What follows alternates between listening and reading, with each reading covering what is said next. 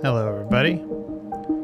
Just as a reminder before we get started, this channel is for educational or perhaps entertainment purposes only, whichever the law would prefer.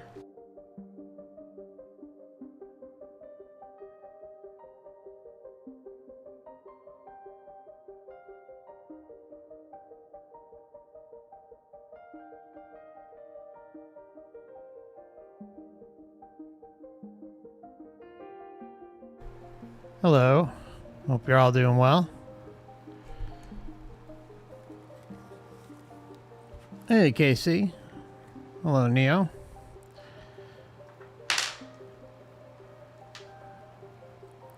Well, I hope things get a little better for you, Casey. Hey, Shannon. Hey, Neo, Black Uni, Lawrence, Priest, Sovereign, Tom, Seth, Zilo, Andre, Her, Adam, Terry, Harm.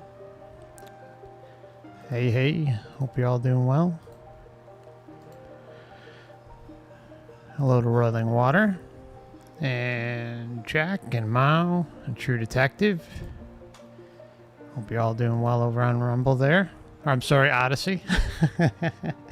I was looking at a Rumble screen, that's why. Okay. And hello to anyone who may be watching on Rumble as well, and who may have just gotten here on YouTube or any of the other platforms. Hope you all had a good weekend. Guys do anything fun?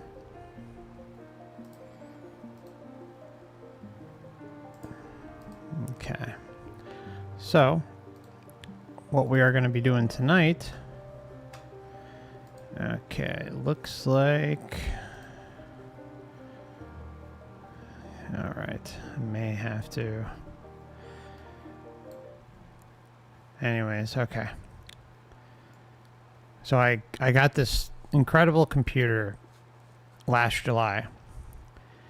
And come to find out, there's a faulty motherboard.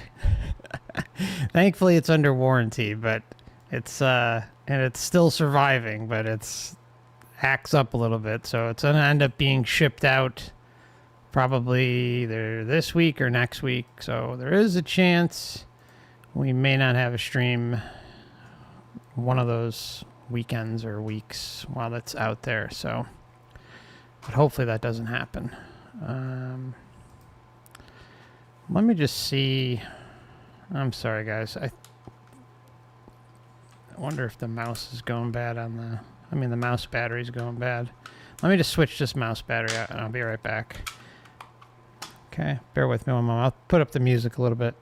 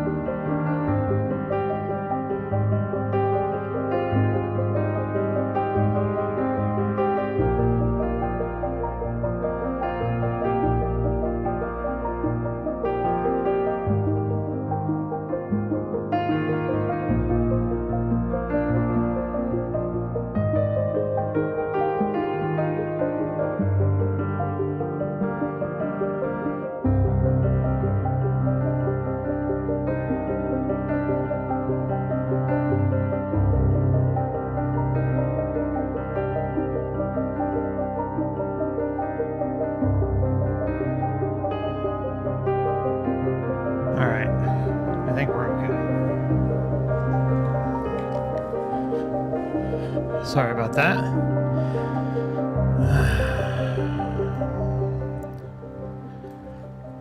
Swear to God, the tech issues never end. All right, so welcome again, everybody. So we're going to be getting into 16 rapid fire NDEs. Hello. And these are life review specific, so we're going to be going over all of them. And we'll probably be here, I don't know, maybe about an hour and a half, 2 hours tonight. It's going to go by pretty quickly, I think. So probably not a super marathon. And if things are okay, if I'm feeling up to it, I may even head on over to the gaming channel after I've been playing Assassin's Creed Valhalla. So feel free to join me on the Truth in Gaming channel if you'd like after. But I'll let you know at the end of the stream if we're definitely going to do that. The link is already up for anyone interested in setting the reminder, but I'll pop the link up here too. So, all right, so let's just dive right into this. I'm looking forward to going over these cases with you, and hope you find some value in furthering your own research. Thank you so much.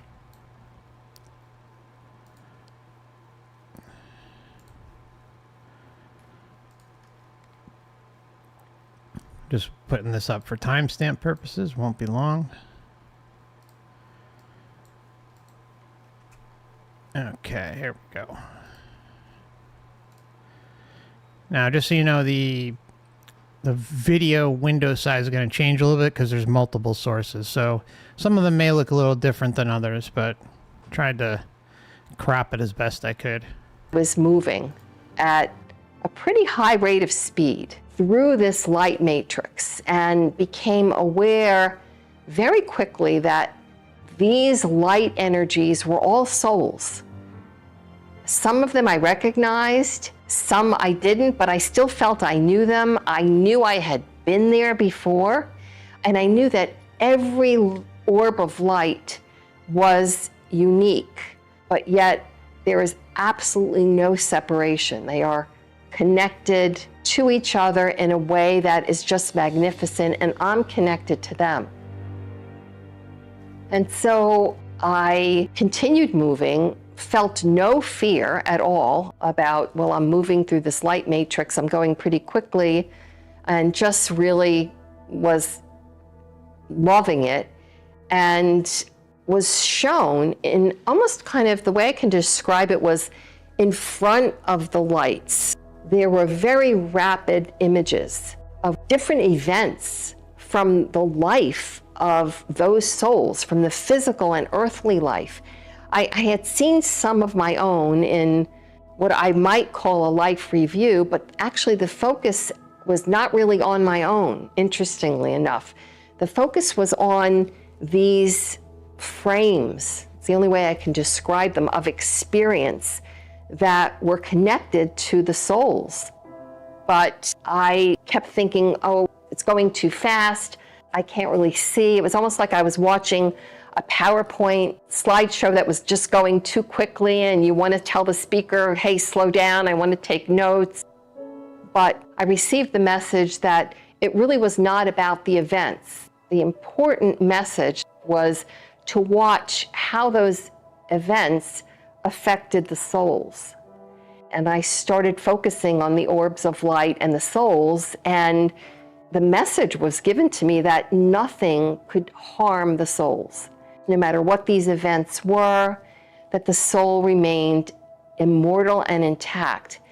And I was shown a lot of things. I mean, births, deaths, and some pretty frightening images, conflict, war, people who had been traumatized in different... So what do we hear already? We hear the normalization, right?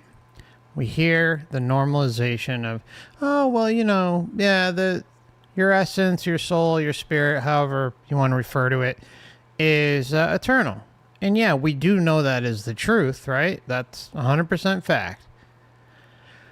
But the part that always seems to be left out is how you can end up reincarnating back here over and over and over again and continually experience the horror show.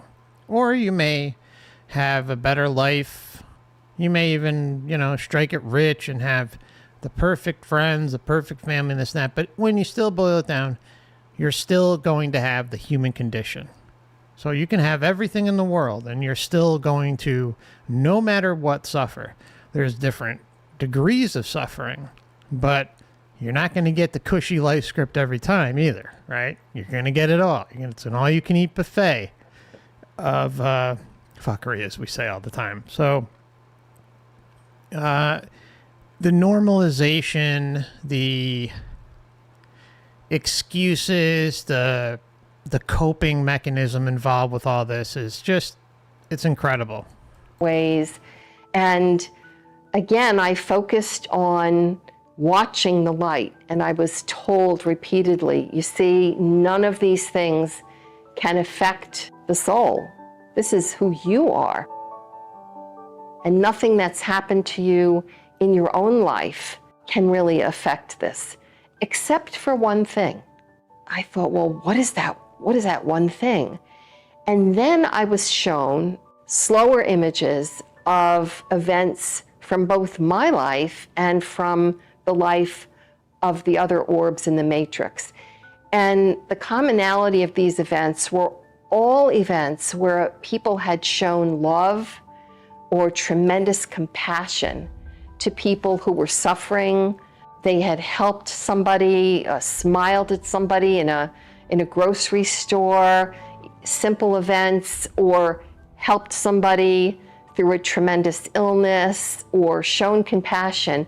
And when those events were shown to me, and they were very clear that they were events of love and compassion, the lights became intensely brighter. Their vibration became quicker. It's the only way I can describe it. It was kind of a vibration of energy and light that became so intensely bright. And the message that I received was, you see, this is who we are. You see, this is who we are. You're in this collective, in the group think. Now, perhaps she said it and I missed it. It's either, I was kind of having an issue on the side here and wasn't 100% paying attention, but I know if it's not this case, it might be the next one. But no, now that I think about it, she was talking about how she was seeing different souls, different beings inside of her experience, and even seeing others' life reviews, right? My gut feeling, because we do run across where NDErs mention where they see sometimes a lot of other beings, and sometimes they do see other life reviews. Not that common, but seeing other beings that are not necessarily deceased family members or something, but a lot of times they're beings that they just know that they know them, which in my strong opinion are beings that, yes, they know them, they just happen to not recall them because they weren't involved with them during the most recent incarnation, and still kind of in the haze of Earth, and they're still end up coming back anyway. So we can even go and mention the chords roll and all this too, and how there's like a full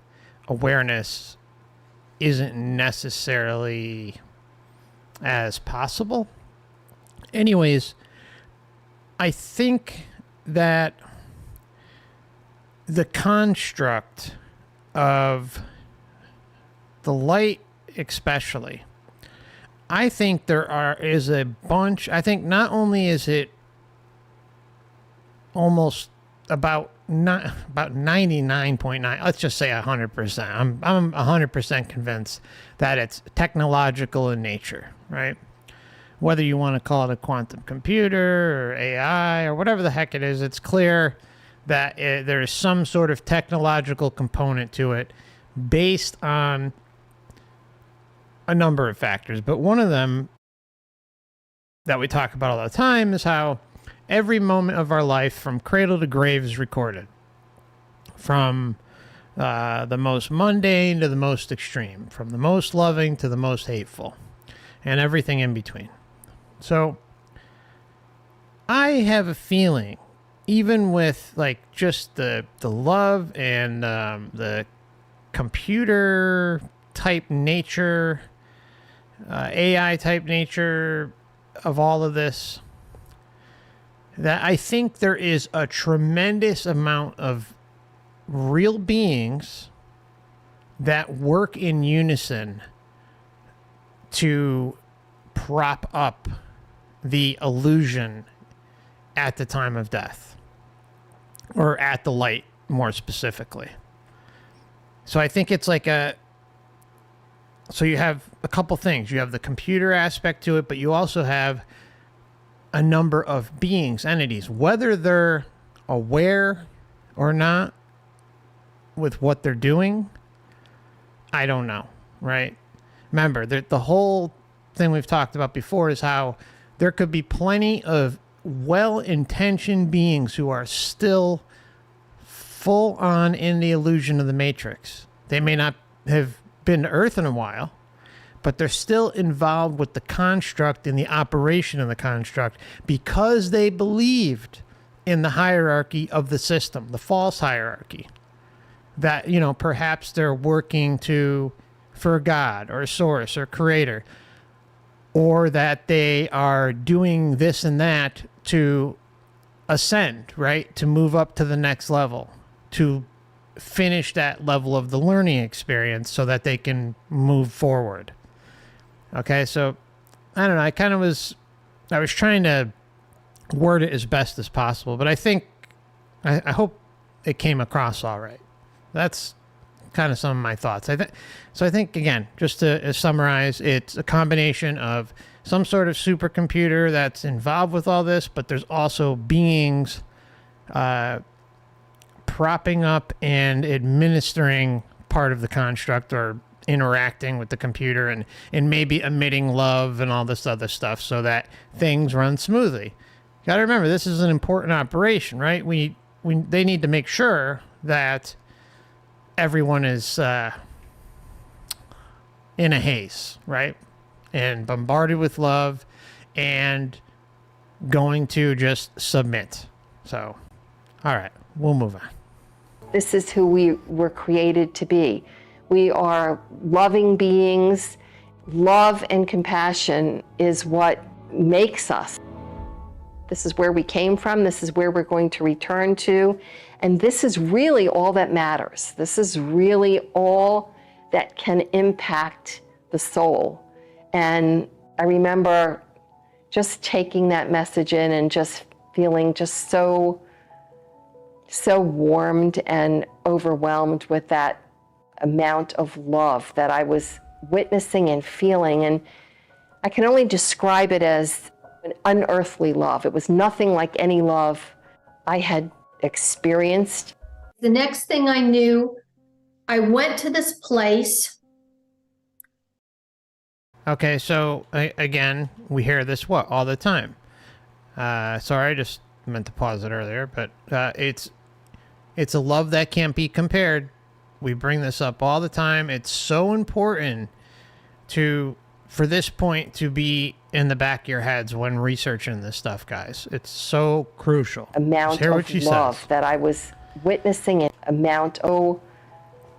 so warmed and overwhelmed with that amount of love that I was witnessing and feeling. And so overwhelmed. We talk about how the light is the equivalent of a drug dealer on the corner giving out free samples. Trying to get you hooked, trying to keep you hooked. So it's got you. I can only describe it as an unearthly love. It was nothing like any love I had experienced. Unearthly love. It's unlike any love I've ever experienced. We talk about this all the time, right? Like how mothers with children, or anybody, right, will say it's a love that cannot be compared to on earth. And they're in awe, they're hypnotized, they're completely under its spell, and it's a love that can't be compared. So again, for women, especially most women who have had a child and gave birth, most of them will say it's the most loving moment that they've ever experienced in life, like the pinnacle moment. And then, of course, you can have first love or falling into love and being all that. I mean, like, these are like pinnacle moments, pick it, right? But it's a love that can't be compared to any of those things. Pick the peak moment of love or moments of love that you've experienced here in the Matrix on Earth, and it's not comparable. There's nothing to compare it to. So shouldn't that be a red flag for everybody? That should be a concern, because that is tremendous power. Love is power. Love is alluring. Love pulls you in. And this is exactly what's going on at the light. The next thing I knew, I went to this place and I had a life review. Now, I was 19, I was a kid, I hadn't done anything really, nothing criminal, nothing bad. I hadn't been a bad person at all. But when you have a life review, it's not a heaven or hell or a punishment thing. It's basically, you see what your actions towards others felt like. So you're seeing this in tandem at the same time as experiencing what the other person in the equation was. Let's say you're talking to your mother very sharply. Well, I was able to see it as a spectator, but I was also being able to feel her point of view. So it's kind of hard to wrap your mind around that two things could happen at once, and for some reason it felt natural. So I went through in like a chronological order from being a baby or very, very young until that day on the horse. So it happened all at once, but it was in layers and stages, and there's nothing that I can translate that is going to explain that to you. But it was pretty upsetting for me, because I didn't realize sometimes when I've been short with my mom or done this or that, how deeply it affects another person.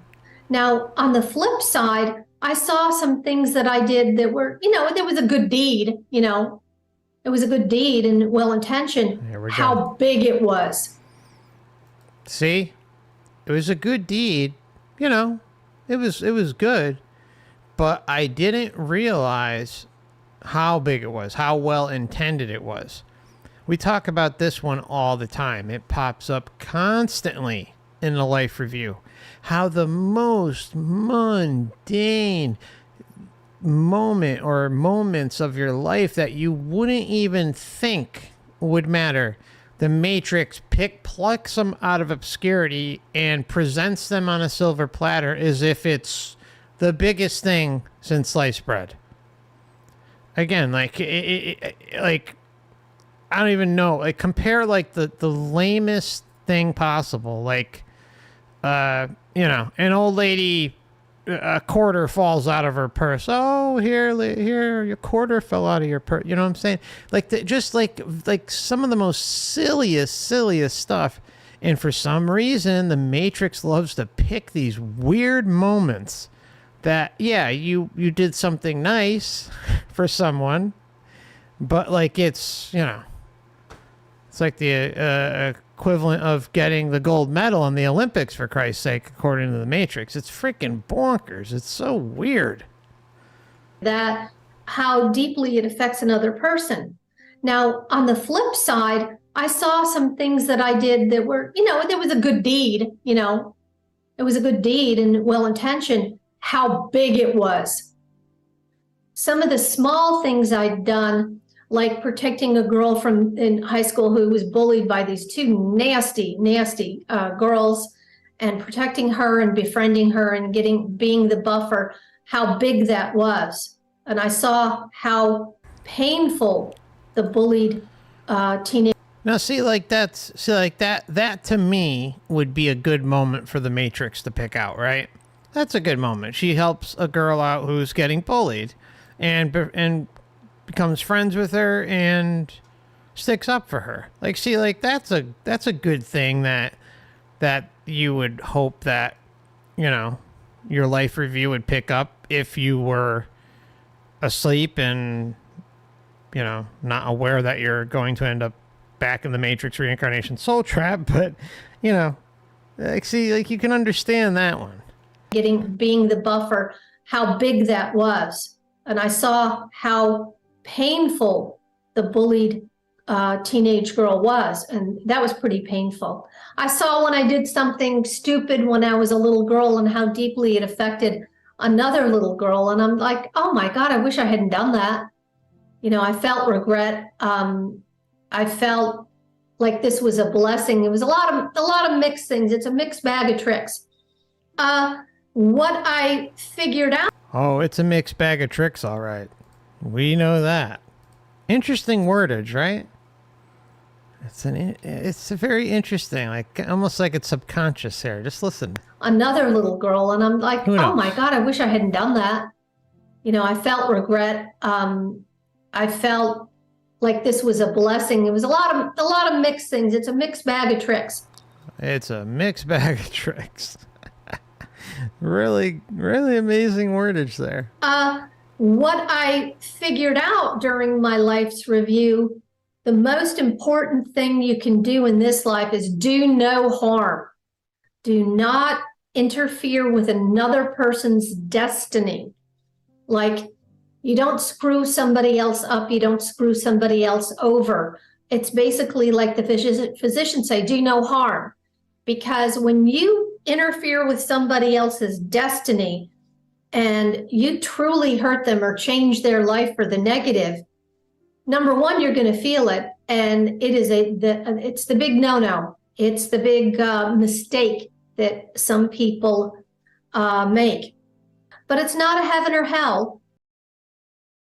See, like, isn't that a different one, guys? Like, we know that there are life scripts, right?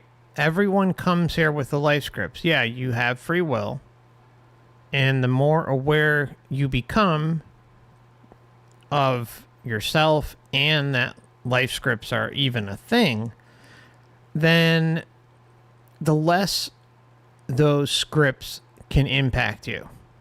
I'm fully convinced of it based on my own life experience since becoming more and more in tune with this stuff and aware. Now, is it 100% avoidable? No, I don't think so. I think there's, you know, like death, for instance. I think that's all pretty much predetermined, as is your birthday. And other things as well. But putting that aside, there are so many examples that I could think of where someone has been violated, imposed upon, all sorts of things, right? So interfering, like, you know, that's a big no-no, but yet that's exactly how this whole thing is set up. You have a life script, I have a life script, your family, friends, everything you interact with has some sort of, or everybody you interact with has their own script, and sometimes you're meant to be in those, each other, sometimes you're not. And sometimes good things can happen, sometimes bad, horrible things can happen. What determines how that interference, right? And then we can go a step further and say, like, oh, well, if, you know, interfering is such a big deal, such a big problem, then how come the crackpot that designed this place, the realm, the conditions, and the human meat suit, the inherent flaws, the psychology, all of the tendency for evil, all this stuff, right? It could simply be changed if they wanted it to, but it hasn't changed. It's the same thing over and over and over again. Some have awareness of their moral and ethical compass. Some do not. But one person who isn't in tune with that can literally murder someone and it impact an entire family, not just the individual.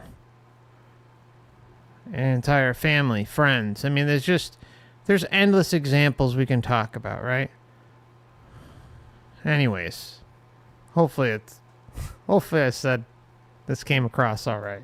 It's more of an understanding and not a reckoning, but an awakening to what your actions are. So I'm not the best explainer of this because it was so many things, so many wonderful things I got to relive, and some of the things I wish I hadn't done, all wrapped into one. Like this big surprise that you get when you have your life review. It's hard to wrap your mind around. It's hard to explain, but I'm glad I had it. And it kind of set me on the right path, when I returned. I mean, I really don't want to screw up anybody. But what I experienced was that we feel everything that we experience, that we live through. But we also feel that in relation to our relations with other individuals and the way that we impact how other people feel. We feel all of that as well. And so it is felt, but it's felt without this mental process that we might assign to it here in the physical. And who is to blame for that but the designer of the crackpot meat suit, right? And the crackpot realm. Really, it's so simple to fix this. If something can, or a group of somebodies can create all this, and it continues to be allowed, you're telling me that they can't tweak it? Seriously. It's just common sense. Something that puts this much effort into something and how this whole place runs is doing it on purpose. The entire realm runs by design the way it's supposed to. It's not broken. And it's not meant to be fixed because it has fail-safe mechanisms in place when we do try to fix it.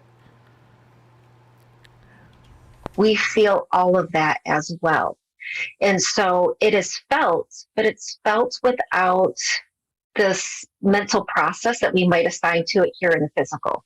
Like in the physical, we think about it in terms of this person did these really heinous things, and we'll judge them as bad, and we put them in a box as being that. There, it was more like you had this experience that created these feelings for you and the people that you interacted with. And life script. See, the life script is important. The environment is important. The setup, the karmic debt, the karmic repayment that comes out of all this is a big part of it. See, like a lot of this stuff branches way out further than what can be condensed into one experience. And yes, there are, let's, for lack of a better word, say repercussions based on your karmic, load that you've accrued over lifetime after lifetime. But it's only valid when you believe in it. Now, does that mean you should go out tomorrow and treat people horribly and do whatever the heck you want? No. I think all of us can clearly agree on that, right?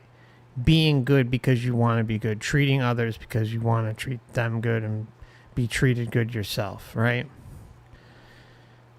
But it's really, it's about us believing in this stuff, right? Buying into it, thinking that, I need to work on, bettering myself and repaying these debts from not just, maybe last lifetime, but maybe many lifetimes, because there is compounded karma that appears here and there, right? But when you have, again, the life scripts involved with all this, the conditions could be prime for someone to be evil on top of what was scripted. There's a lot of kind of deep layers to all this stuff, but it's important to realize the levels of deception, and it goes, but don't believe for a minute that moving forward at the time of natural death and today that, you have any sort of debt to this system that claims that everything is about love, when it clearly doesn't even love its own creation here. Feelings for you and the people that you interacted with in your life.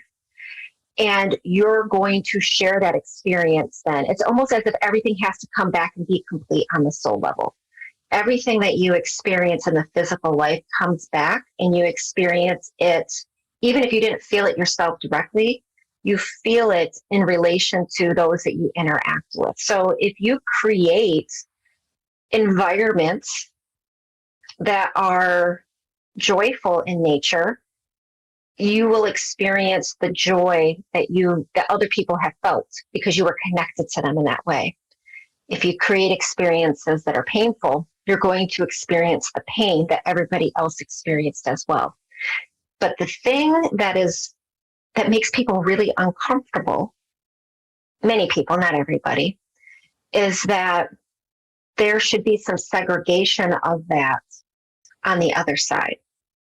It would be impossible because everybody is part of the oneness. Everybody comes back into this place of complete and total love. When those experiences come back into this oneness, everybody is made complete again. Everybody is renewed. And the physical life and the things that happened in the physical body, you expand outside of them. They become inconsequential. Like we're really involved with them now because we're in a physical body. But as you expand into this oneness, what happens here is no longer within your awareness as you expand into more and more and more. One of the things that is often talked about with near-death experiencers is this idea of a life review. Now, I did not have what I've heard as a traditional life review. What I had was this idea of choosing to experience everybody's feelings, but it felt like, this is a hard thing. I've never really tried to articulate this before, so bear with me here. So this is me trying to come up with the vocabulary. It felt like I had the ability to choose to have that life review. And if I did have a full life review, then my outcome would have been different, meaning I may not have come back to the dental chair.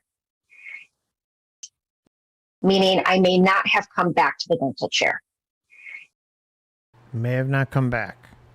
So, And I chose at some level to come back, but not in a way that I brought back that understanding. There's like this knowing inside of me, but it wasn't like there was somebody that greeted me and said, okay, you can have a life review, you can come back, it just seemed to be this understanding that's within me.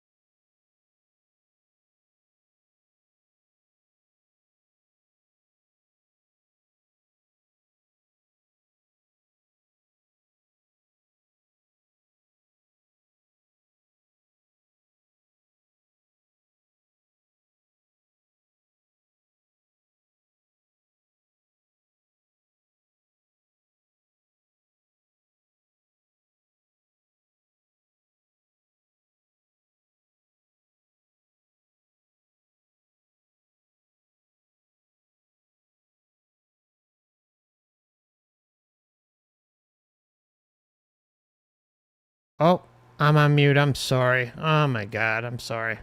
Ugh. I'm blabbing away on mute. Thought I hit the button, but I'm sorry. Okay. Anyways, I was on a roll there. Okay. So the one thing we talk about, and I think it's important in one of the data points, is the... Sorry, that screwed me all up. Okay. So one of the important data points is the lack of memory, realization about what the memory, or about what the mission is that someone has to come back to complete, the work that they have not yet finished. Time and time and time again, we see experiencers, NDErs, more than not, that they know that, hey, I have some mission to complete. I have something to go back and do. And yet, over and over and over, we hear them constantly admit that they don't know what that is. A vast, vast majority of them, it's a very small percentage, that actually know what that mission or work is that they came back to complete. Why is that? And we're hearing basically the same thing here in this case. So if you have this incredible, powerful experience, and you know that you have work to do, a mission to fulfill, you come back and then that information is suppressed so that you cannot go forward and achieve that, that's pretty screwed up. That's pretty screwed up. And then over and over and over again across a number of different experiencer types, not just NDEs, we also hear about the mission and work to do. But the average person isn't even aware that that's a thing in the first place. Then you go a step further to an experiencer that has something profound happen to them. And they get to the same realization as other experiencers that there is this mission, this work to do, but yet they don't know. They don't know what it is. There was a guy I was talking to. I've mentioned him maybe once or twice on the channel, I think. Maybe more, I don't know, but no more than, no more than 5, if that.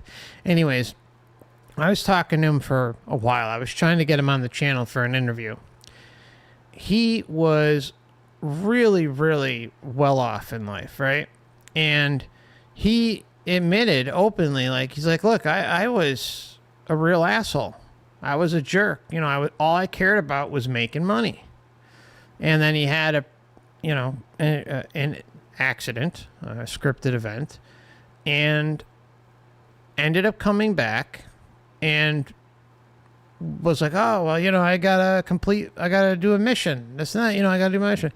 But he turned super compassionate and empathetic and donated tons of his money to better other people's lives with food shelters and medical grants and health things, all sorts of stuff. He was doing incredible stuff. But you know what he said to me? He said, I hope that this is what I was supposed to do. He didn't know. Now, it's awesome that someone with resources comes back and stops being an asshole and helping others with that enormous wealth. But at the same time, when I was talking to him, it almost seemed like it was transactional in his head. I hope I'm doing this for I'm doing what I'm supposed to do by, helping others.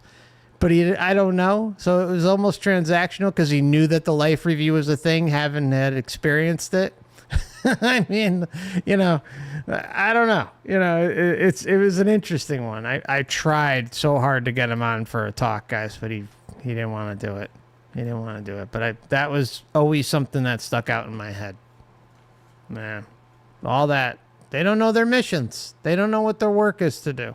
have a life review. You can come back. You don't have, it just seemed to be this understanding that's within me. So I regained consciousness after death. Okay, I want to give a big thank you to AA for the very kind super chat. She says, great show, FC. Thank you so much. You're always so kind. I really appreciate you. Thank you so much. I look around, notice my... So I regained consciousness after death. I look around, notice my surroundings, and I see my dead body. I realize that I did die, yet I'm still alive, and I was super glad. Once I realized where I was and what had happened, I appeared into this room that was revolving, the life review room. And when a person is having a spiritual experience and they suddenly disappear and appear someone else, that's a lapse in consciousness. And that should be watched, because it means that something may have happened between here and there. Like there is no continuity of consciousness where you remember step by step, you go into another place. So I appeared in this life review room. I was floating in midair in the middle of it. And here I have a picture of it. I can show you. It's even better. I was floating in the middle of this life review room.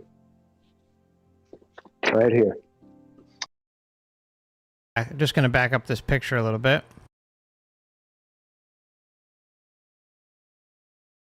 It's interesting because we've heard others mention this type of experience before, where like they're in the middle and getting like a revolving, or like it's like a 360 degree view of their life from cradle to grave. And so I like this picture. I think it's a great representation about how a number of experiencers have described it before. Really cool. Let's let it zoom in a little bit for you. Right here. Remember, you could pause it and go back too. And it's also back here, but floating in the middle of this life review room, there were 3 screens in front of me. It was like a round tire, or if you can remember at the amusement parks, those rides that we used to get on, we'd stand up and hold onto the bars and it would spin round and round. Then the bottom would drop out and we'd be stuck to the side. It was like that, but bigger. So I was floating in this life review room. The 3 screens were already running. One showed me everything I had ever done, the other one showed me everything I had ever said, and the other one showed me everything I had ever thought, even in secret by myself. Then I was asked by a voice 3 questions. What have you done for others? What have you done to improve yourself? And have you always believed in me? And he already knew the answers to those questions. At the same time, on the side, there was what some people might feel is like a Muhammad, a Buddha, or a Jesus-like figure exhorting God in my behalf to let me into heaven and to the higher realms. I was in this other place. Okay, so got to back that up a little bit, sorry, because it's really important. Here, just hear what he says. There was what some people might feel is like a Muhammad, a Buddha, or a Jesus-like figure exhorting God in my behalf. Exerting God, it's a figure more powerful than him that's working on his behalf to get him entrance into the next level. This is literally like defending your life. I have a picture of the main character in the thumbnail on the right. Here, I'll pop it up. And if you haven't seen the movie, it's a must-see. Defending your life. It's a Mel Brooks film, or Albert Brooks film, I'm sorry. And highly recommend it. It's all about the life review. It's incredible. And so yeah, check that out if you haven't. And so there is something, again, working on his behalf to keep him stuck in the illusion, to think that there's some authority figure that actually has any sort of pull over him, but He's already stuck in the illusion. He's already believing and buying into it. So he's easy, right? He just like all the other experiencer cases, they're also easy to continue this operation with because they believe in it, or they're just going along with the show. I think a big part of our problem and why we've continually been in this mess is because of not just belief, but like curiosity, right? Think about day-to-day human existence, right? We become so just cut off from our true essence, so filtered. I talk about the governor. Dan calls it the reducing valve, right? Dan at Overwatch channel. And I'll talk about him when we get back from the break as well, have an update. But anyways, it's like we're so limited in our perception and understanding about who and what we are that, think about it, when you cross over, guys, or when we've crossed over in the past after previous incarnations, curiosity is going to exist when you're coming from this state to like a state, right? Where everything kind of just opens up. It really is the perfect setup job from start to finish. It's so well thought out and so intricate that it's easy to comprehend how we can get stuck in this. Then you add things like soul groups and attachments and friends and family and maybe a love of the life that you just came from. I mean, there's just so many things involved. An addiction to the sensory experience, an addiction to the material world, material plane. I mean, it's endless how many things play a factor in all of this. And the Matrix doesn't need much. It just needs you to believe in just a little bit of it. Just a little bit of it. And if not, well, there's curiosity. Good old-fashioned curiosity. And boom. You start showing that curiosity, going along with the show, seeing, hey, what's around that corner? What's down that tunnel? What's that light at the end there? Maybe I'll go get some of that. So easy. So easy for us to continually fall into this. And nobody talks about the power of non-interference, sovereignty, and liberation. That's everything I talk about. Like, because why not test it out? Why not test it out? Instead of just, caving and saying, oh, they're too powerful and I'll never get out of here. Or the worst, what if this? What if that? What if this? What if that?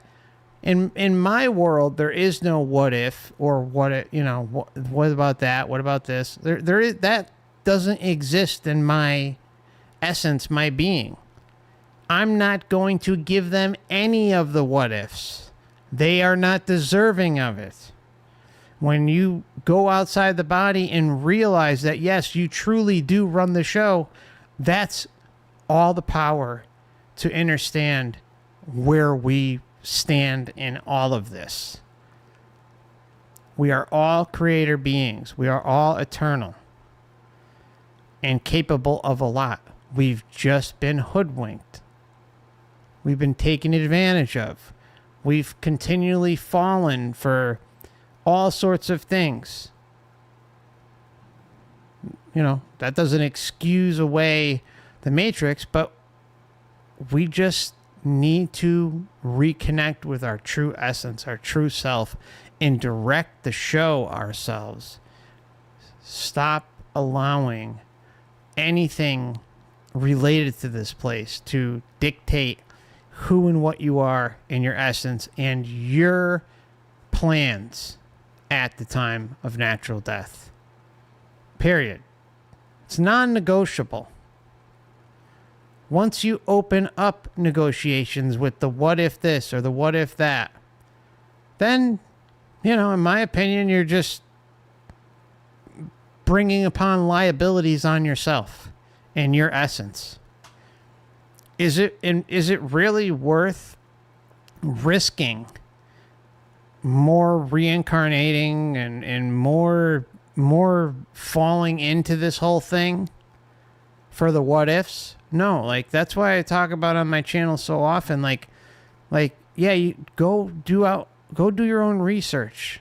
You know, watch my channel, right? But at the same time, the most important step I think everybody needs to get to is that strong inner knowing about who and what they are and the path of non-interference, sovereignty, liberation, and creating of your own realm completely outside of the system, which is impenetrable, and just seeing what happens. I don't pretend to have all the answers. I will never pretend to have all the answers, but there's a common theme that seems to present itself over and over and over again, and that's the stomping on our sovereignty. How belief-based systems are customized and used against us in the afterlife.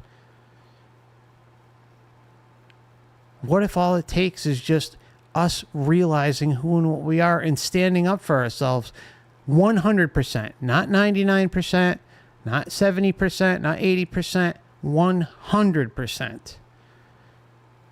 And I think getting to that strong inner knowing is what it's all about. That's what it's all about. And if you're not there yet, just work on it. Take some time, you know, and take breaks in between consuming this type of content too. It's, you know, and also working on getting outside the body. That's another way to help further your inner knowing.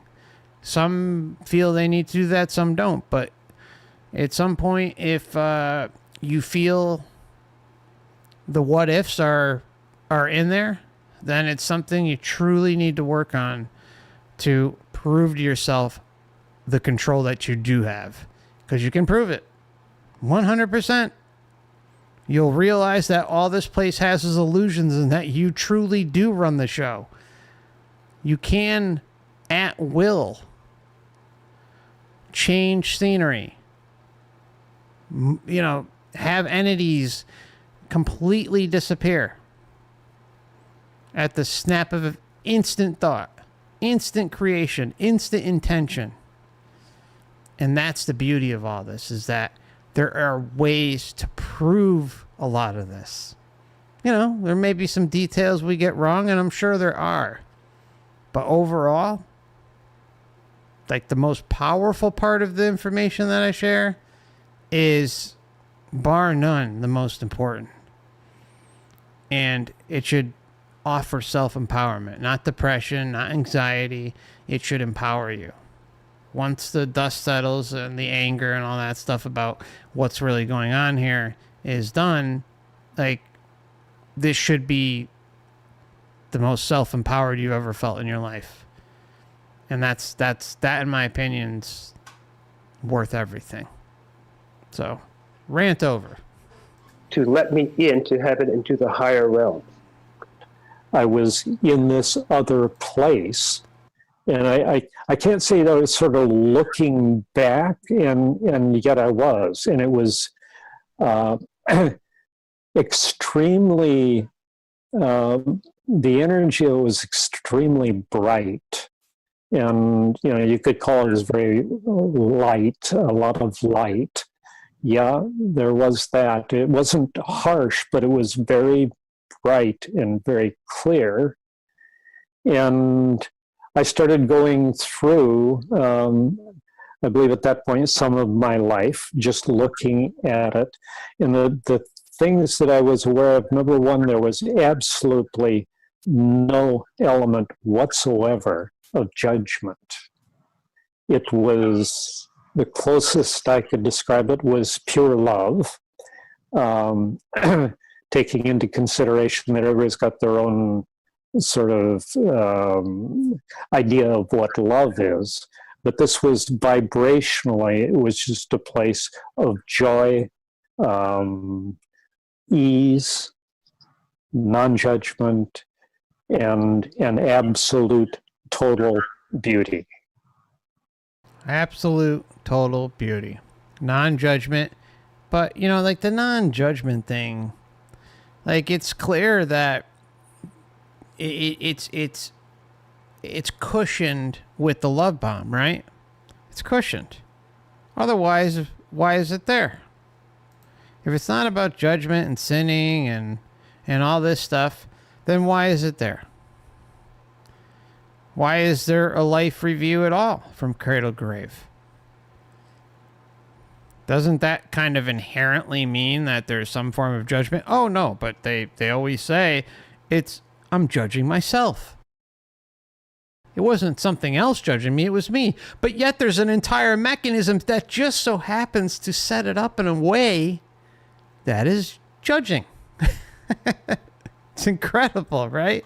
I mean, it's all the obvious clues are there, but they're so watered down, or at least common sense is watered down because so many repeat it. The Matrix marketing department works overtime with experiencers, and when these types of things are shared either online in a podcast or an interview or in books or in research, the same things appear over and over and over and over and over again because they are mechanical in nature.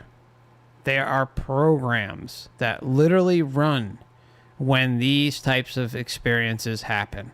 And it's default programming. It's like turning on your computer, turning on your phone, turning on your tablet, and it's booting up. And then it's like, soon as it gets into the screen, gets into Windows or the phone, then like it's fully functional and it runs based on a certain set of parameters that it is capable of, such as, you know, downloading an app, opening an app, playing a video, closing a video. You know, I mean, it literally is a program.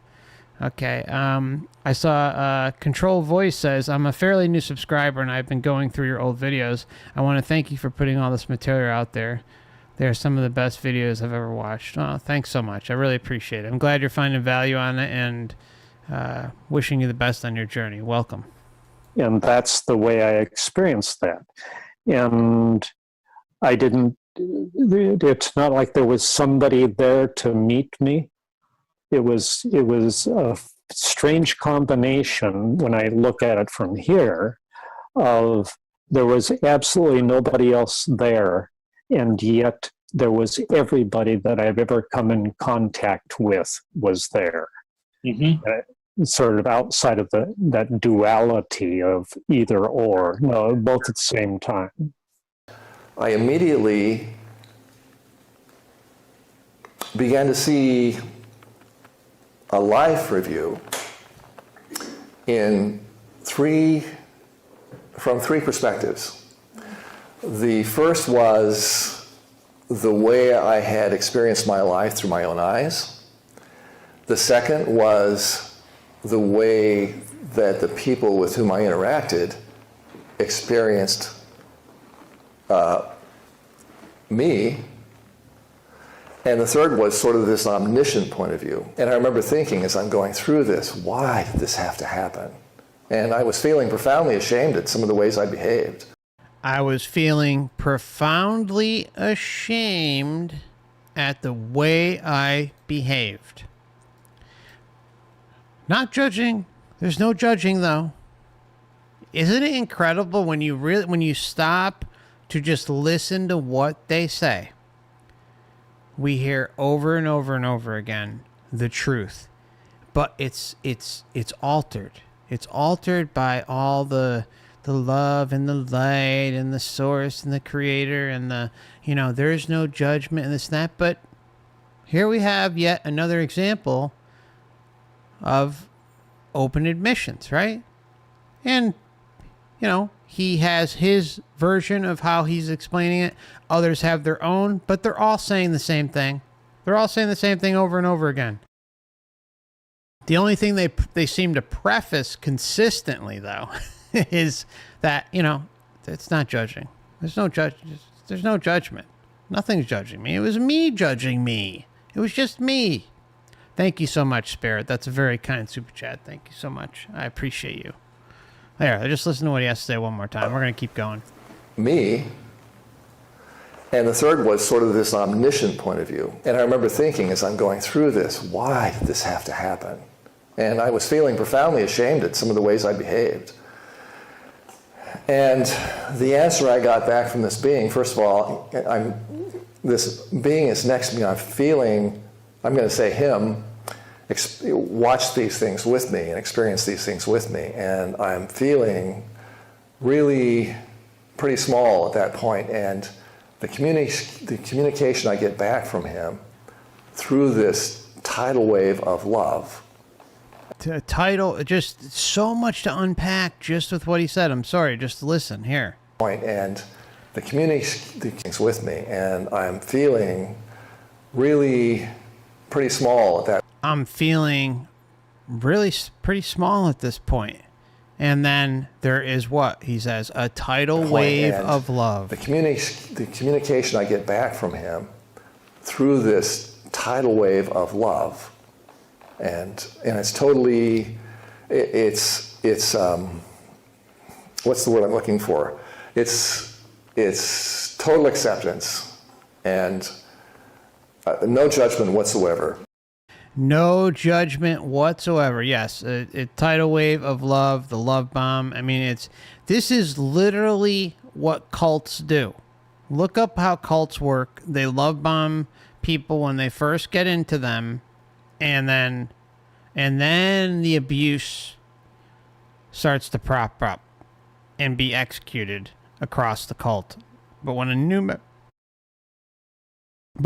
member comes in, they always go with the love bomb. They always make a lot of sense. They always put a lot of information that like someone will connect with on a deep level, and then everything falls off the cliff after that.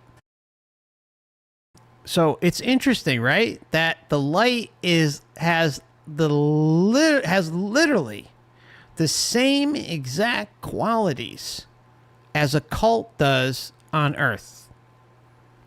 Seriously. Sit on that for a little bit and think about it's a very profound thing to come to realize, because there's no difference. There's literally no difference. So what if the cult mentality is what's happening in the astral? If it's happening during the life reviews in an effort to convince us. And it's it's a love, again, like we were talking about earlier, it's a love that cannot be compared to on Earth. So not only does it have all the cult qualities, but it's like a special kind of love cult quality, love bomb cult quality. It's so in your face when you start to see it, but it's also peppered by statements like, yeah, but there was no judgment. Even though he said openly that he felt starting to feel really small, right? Or whatever he said, really down or low. And the communication that comes through is everything happened the way it was supposed to, and it's okay. So I thought, wow. And so all of these other questions about what had happened in my life, or other questions that I'd had in my life that I'd never been able to answer, all these questions, all of a sudden, popping off like 1,000 flashbulbs. Question, question, question. And as soon as I'd asked them, they were answered. Entirely and satisfactorily, and the way that I felt when I got those answers were, oh yeah, all of that makes perfect sense now. Oh yeah, I remember all this. I remember all that. See, this is how this thing works. It's all of a sudden you're connecting with information that you once knew. But it's information that you once knew in relation to the Matrix, not into relation to your true essence that has been around forever, right? What about, we talk about this all the time too, like, what about what was going on before we came into this mess? What was going on? Not just, all the incarnations here, not just the astral realm and everything related to the overall overarching matrix system. that involves who knows how many astral realms, who knows how many material / physical realms, whatever, right? And who knows, all sorts of other wacky realms that we have maybe no clue about, that like is part of this entire mass deception. But what was going on before that? Before we entered the gate and signed on the dotted lines of the terms of service to come into this whole thing, right? What was going on? We don't have memory for it. And that's why I talk about us thinking bigger. Think bigger. Don't constrict yourself to very basic thinking. Now, when I say think bigger, but at the same time, it's like, I don't know what that think bigger means. I don't have the answer to what that means, but all I do know is that when we just kind of condense things down to the human perception, or just like the astral realm, or the DMT realms, or the mushroom realms, or what ketamine realms, or the OBE realms, the astral projection realms, or the lucid dreaming realms, all this stuff, like that's all very clearly linked to the same overarching matrix system. It's big, it's unique, it's massive, it's mind-blowing, it's interesting, but what's beyond all that? That's where the thinking bigger comes in, because we don't know. We don't know. So isn't it time that we reclaim our essence? Reclaim our state of being with 100% sovereignty, and get those memories back about who and what we are and what we did long before we came into this mess. We deserve it. We absolutely deserve it. And nothing should rob that from you. Nothing. So, and as I was experiencing, as I'm enveloped in this love, there's no way to describe the power of it. And I'm feeling the experience of it, and I'm feeling the presence of what I'll call God. And it's total love. It's this amazing power. My sense was it was. It's an amazing power. You know, power has the ability to deceive and control. And it's total love. It's this amazing power. My sense was it was the power that created us, that created the universe, that created everything. And that we were part of that. And that God doesn't exist out there somewhere. We exist within the consciousness of God, of this, what we'll call God. I wasn't having a display of my life, like that was bad and this was good and that was a sin and that's where you hurt this person and that's where you need to clean that up and you've got karma there. And it wasn't like that at all for me. It was more of a celebration. Every experience flashing for the 38 years of my life, right there. But it was all celebrated. There was no shame on you, that was bad, you hurt this person, or I was molested by my grandfather when I was 3 years old, and there was no, that's the bad guy that did that to you. It was nothing like that. It was just these are all of the soul plans that you came to experience. Look, I've heard these before. Like a number of times. Do you realize the type of... This is how powerful these experiences are. That things like your grandfather, you could be explained away. All right? It makes more sense now. You know, it's all part of a cosmic plan. I mean, my heart goes out to her. But this is like, it crushes me to hear that. And it's not the first time. This is how deep the deception goes. That cognitive dissonance is on full display. Allowing that type of activity to be like, oh, it's all in part of God's plan, the Creator's plan, the Source's plan. You know, it's all a part of a learning experience. I mean, that's literally what we hear over and over and over again. Let that sink in, how screwed up it is. That's the bad guy that did that to you. It was nothing like that. It was just No, you know, Grandpa was a saint. These are all of the soul plans that you came to experience, and we're showing it back to you. And what an amazing, amazing, amazing 38 years you've had. Oh, well, it's amazing. How many amazings do we need to hear, guys? An amazing, amazing, amazing experience to be violated as a child. Again, my heart goes out to her. I have nothing but empathy and compassion and mean no ill will whatsoever. But this has to be in your face, up front and center, to realize how powerful all these systems of deception are. How easy it is to explain atrocities away. Extreme suffering, neglect, and just being violated as a child. Doesn't matter, right? Child, adult, what does it matter?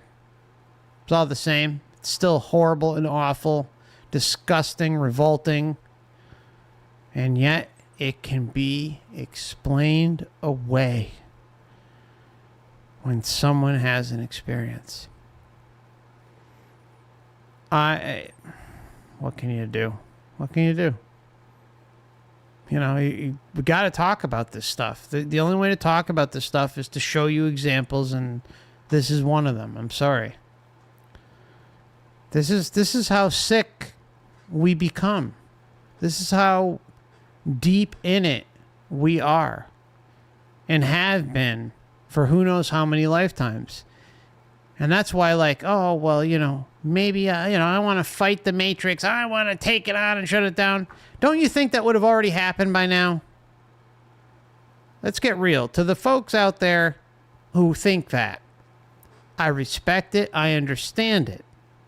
But there has to come a point when you be honest with yourself and realize that, yes, everything is functioning as is, as it's supposed to. Those who are going to rationalize this stuff are going to rationalize it. They're just simply not ready to move on. And you, a single being, or even a group of beings, are not going to be able to overtake an entire massive matrix system because you feel you're the chosen one. I mean, really, like the whole Messiah complex with those who want to take on the system. Look, it's respectful. I get it. I was in the, the Rambo mode early on in all this too. But everything that I discuss on this channel should just be nothing like the biggest red flag for you to like not do something like that. Because all of the things that happen show how the Matrix will customize it to you. The Matrix will most definitely customize you as the hero that took down the Earth Loosh factory. And it'll keep you spinning your wheels, keep you going. And then you know what? It'll probably convince you that, oh, you need to go back down to Earth to continue. Like some of the Buddhists think. And some other denominations that will go unsaid. There's even, I was speaking, I'm not going to name any names, but someone close to the channel that I speak with regularly. He's been a longtime member and good friend. He told me about someone who I'm sure a number of you may be aware of already, but he's a practitioner of a certain substance and is aware of the soul trap. But he thinks that because the plant told him that yes, it verified that yes, the trap is real, but that the plant consciousness is actually outside the matrix, and it's telling him that he's gonna have to come back to fight against this system. This was an individual I was actually going to have on the channel because he was doing some incredible stuff. But then I heard that and I was like, holy shit. There was another person who I interviewed on the channel and he lost his mind and he came to the same conclusion using, a certain substance every day. And like, but it's, it's spiritual. It's super spiritual. And like, and it is part of the God and the source and the creator. And like, it's above all the whole matrix thing. Meanwhile, all he's doing is like submitting to it. It was crazy. I mean, a lot of this stuff I don't even talk about because it's so much I've talked to so many people about all sorts of different things and different experiences, all different types of experiencers, and all I see over and over and over again is just someone giving away their sovereignty. And if it's not this God, it's that God. If it's not, Jesus or Buddha or Muhammad, then it's freaking ayahuasca or DMT or LSD. I mean, or the mushroom gods. I mean, or it's the same result over and over and over again. Just stomping on their sovereignty. You got to be so careful when you're looking at this stuff because you can even go and experience some of this for yourself and then fall deep in a rabbit hole, deep in some very, very meaningful and fruitful and informative experiences. Profound information, profound knowledge, profound understanding about who you are, what this place is. But it's only going to allow you to go so far. It's only going to allow you so much until if it doesn't have control over you, it's going to make sure that it does. Anyways, that's another rant today. I mean, there's so many bad actors out there. So many people, even in the whole soul trap apparatus of the internet, I guess you can say, right? There's so much out there that just is questionable. And hang-arounds and just exploitation. Flat out exploitation. And just weird ass negativity and toxic stuff. Don't allow that type of stuff to affect you or insert itself into you because you deserve better. I don't involve myself with any of it. It's like, it's like if someone can't see through some of the toxic crap that's going on out there, well, it is what it is. It is what it is. I'm not gonna get in the dirt and rumble with everybody. I just don't, it's not my problem. Discernment's important, but there are so many roadblocks and detours that someone can kind of weave themselves in and out of. And that's why, like, fine-tuning your discernment through, like, things like experiencer cases can be so like, helpful. Initiating, like, an affirmation practice for yourself and the daily it can really help. Or mindfulness practice, a meditation practice, small things like that. Breathing exercises, like allowing information to process, allowing it to settle, and say, okay, that seems off, that's a good experience, that's a correct experience, that's a real experience. This one might be a little off, I leave it in the maybe bullshitting pile or the not bullshitting pile, or but those who are kind of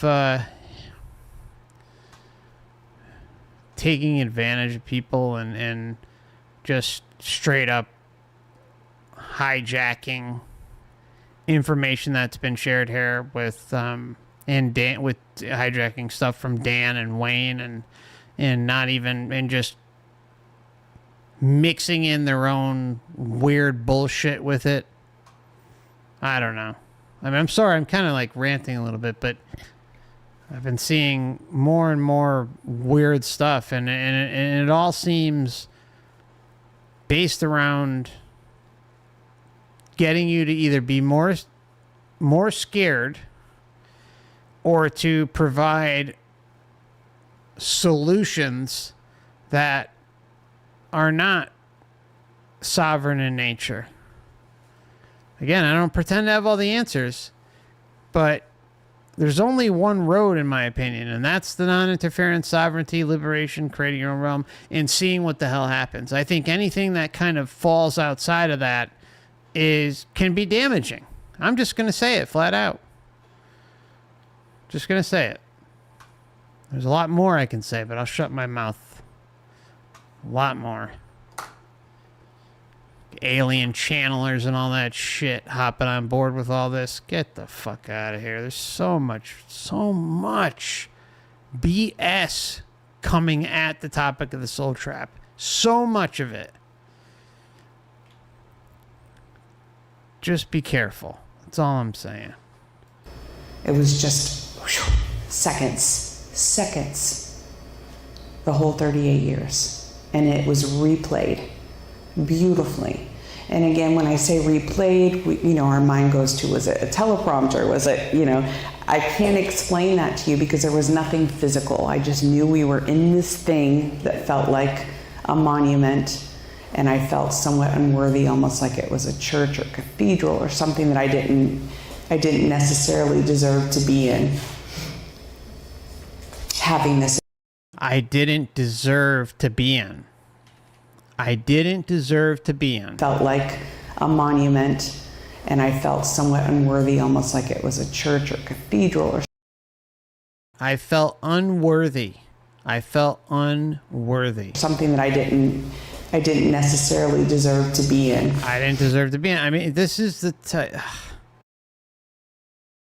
there's so much of this stuff. Like we talk about a lot too, like how some individuals feel like they come back and they don't know, they're so affected by what happened to them, but some of them feel like they got kicked out of heaven. I mean, how sick is that? How sick is that where someone comes back and they feel like that God, Jesus, source creator, whoever, Buddha, Muhammad, Elron, Blubber, all this stuff. Like, these beings, these deities, these controllers, these parasites, kick them out of quote-unquote heaven. Unworthy. No, you're worthy. You're more than worthy. Don't give them an inch. That's why the what-if mentality is so dangerous. And that includes in the comment section, guys. I see, look, there's a lot of great comments. There's a lot of, comments that are deep in the pits, and I understand some people get depressed and anxious and have trouble processing this information, but don't let others' issues affect you. Don't let them pull you down to their level.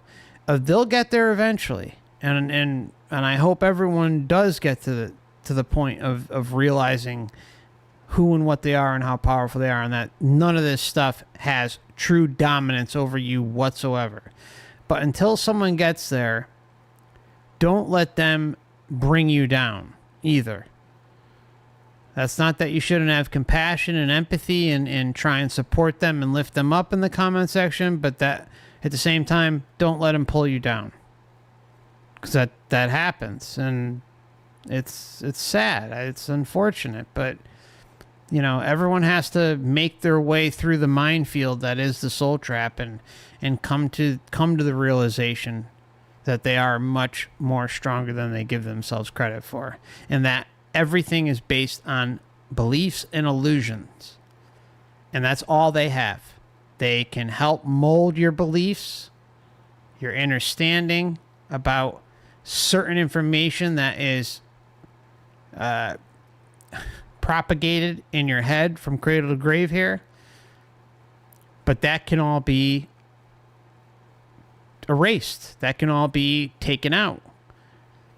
But when someone gets to that point and perhaps goes outside the body and realizes that, yes, I can apply my intention as a creator being and instantly see the effects for myself, until that's realized, those things are realized, and that the deprogramming process begins, well, you know, there's not much you can do except, you know, send them some love, some kindness, some support, and that, you know, everything will be okay. Just hang in there, you know, encourage them to take a break from the information, consuming anything related to the soul trap, and then coming back later, and then working on processing all that so that they can get to that strong firm inner knowing.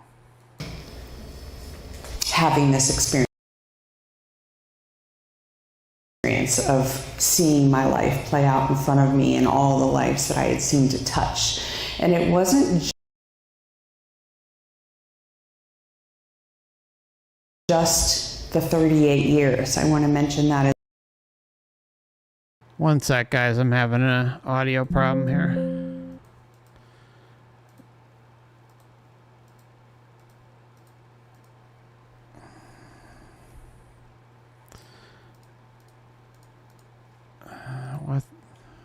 What the hell?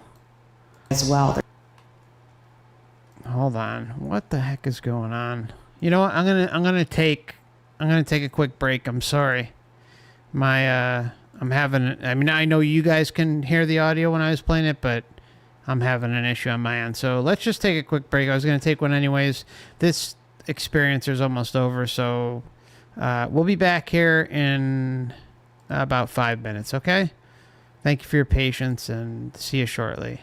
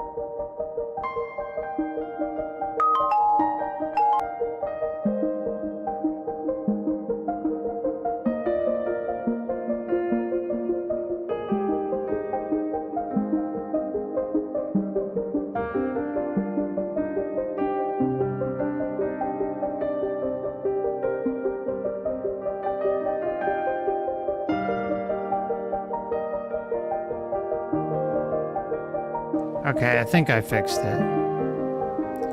So I'll see you back here in about 3 minutes, my friends. Thank you for your patience.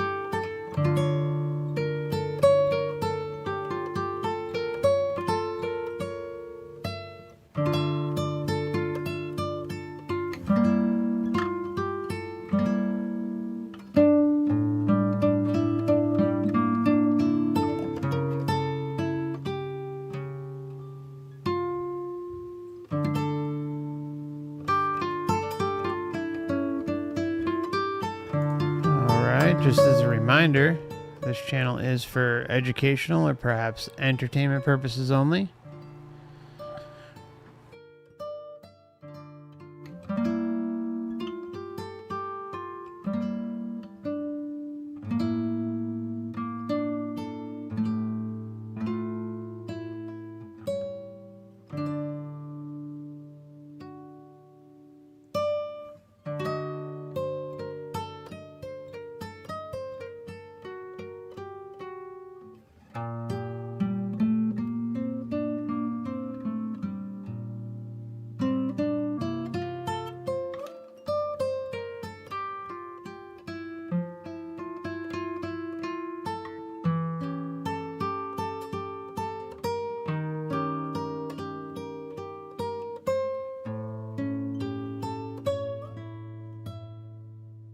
Okay, so thank you for your patience.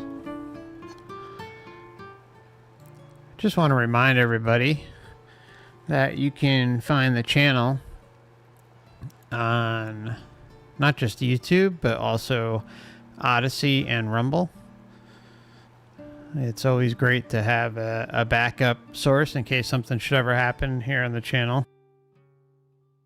especially on YouTube. And there are links available in the description tab if you don't already have an account and you're interested in checking out those platforms. They're both free. And I also have a Facebook, Instagram, and Twitter where I send out notifications only about upcoming live streams and occasionally some memes or something, but feel free to join the channel on those platforms if you do have an account so you can stay in touch. And I also have an email list. It's also a good backup and one of the very few things that I solely control. And then there's memberships available on Odysee and YouTube if you'd like some extra content each month. And then there's also, if you're interested in supporting the channel, besides memberships, I have a Stripe account. I also have a Streamlabs tip jar, and there's also super chats, super thanks on YouTube, and hyper chats on Odysee. In the description tab, there's a list of the percentages that each platform takes. So if you're interested in supporting the channel, please consider taking a look at that. YouTube takes the most at 30% for memberships and super chats, but support's always appreciated but never expected. And with memberships, I do a monthly members live stream the last Sunday of every month. On the rare occasion that does change and the day might change, but for this month, like many other months, it'll be the last Sunday of the month, and that'll be January 28th at around 7 or 7:30 p.m. And the topic is going to be parents discussing spontaneous past life recall of their children. And one case is sure to blow your mind away. So feel free, if you want to get a little extra content each month, to check out the memberships and the different tiers available. For YouTube, it's stream levels and higher. And I also wanted to give Dan a shout out at Overwatch channel, Overwatch Project. Some of you may have already been aware that that we did catch up not that long ago on a stream and shared his journey. He ended up having to get emergency valve repair. Well, last Friday, which was the 19th, I believe it was, he went in to see the doctor. Actually, not his surgeon, but a cardiologist who he was referred to from the surgeon. And unfortunately, they added a new med, and this is the most infuriating part. It's going to take me a minute to describe this, but they put him on a med that interacted with other meds that he was already on, and he had a horrible reaction. So not only did the doctor's office not catch this, but the pharmacist didn't catch this either, and he had a horrible reaction to it. Ended up having to go back into the hospital for a night. And thankfully he's back home. But it's like he was making so much progress, and then all that progress was kind of wiped away. I mean, he was back to being weak again, and when I was talking to him, he was kind of having trouble. At least he wasn't so bad yesterday and part of the day before, but like I would say for almost 2 days, it was like you can tell, like as he was talking, that it was difficult for him to, almost like he was having trouble catching his breath, and he started getting pain again and having trouble sleeping. But the nurse, he did have a nurse come over to his house, I think on Sunday or Saturday. I'm sorry. Maybe I'm messing this up. I'm sorry. It was yeah, he had the nurse, I think, come Saturday. And yeah, I might be mixing up the day, but I think it was Saturday afternoon or something. The nurse came.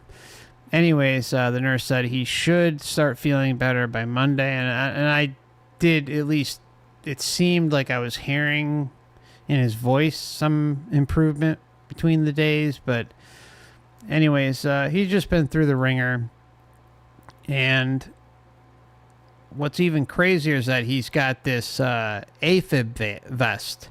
So like if his heart starts to get out of whack, what it does is it asks him like, oh, are you okay? Or, are you, aware of this alert? And it starts kind of announcing and asking this information in a loud speaker. Because what happens is if he doesn't respond, then he needs to basically, everyone needs to clear away from him and not touch him, because it's going to restart his heart if he doesn't respond. And it's obviously chaotic and provides anxiety to him and stuff. It's terrible.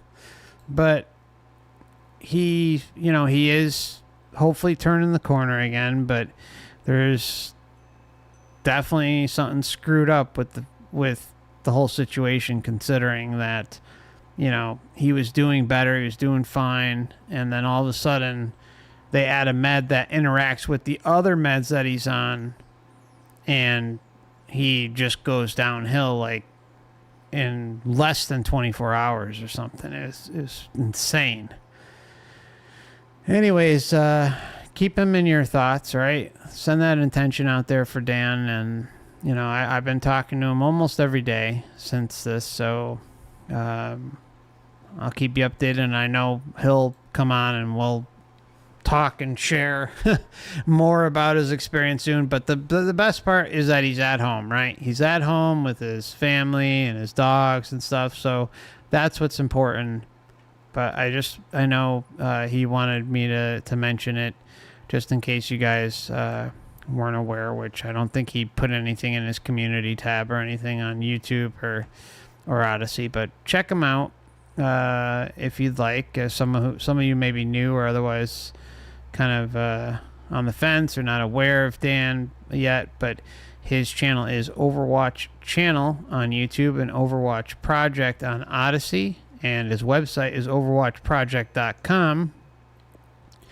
And so feel free to send him a little love if you'd like to. Just drop him a comment and let him know you're thinking of him and that, you're putting out that intention for his health and well-being.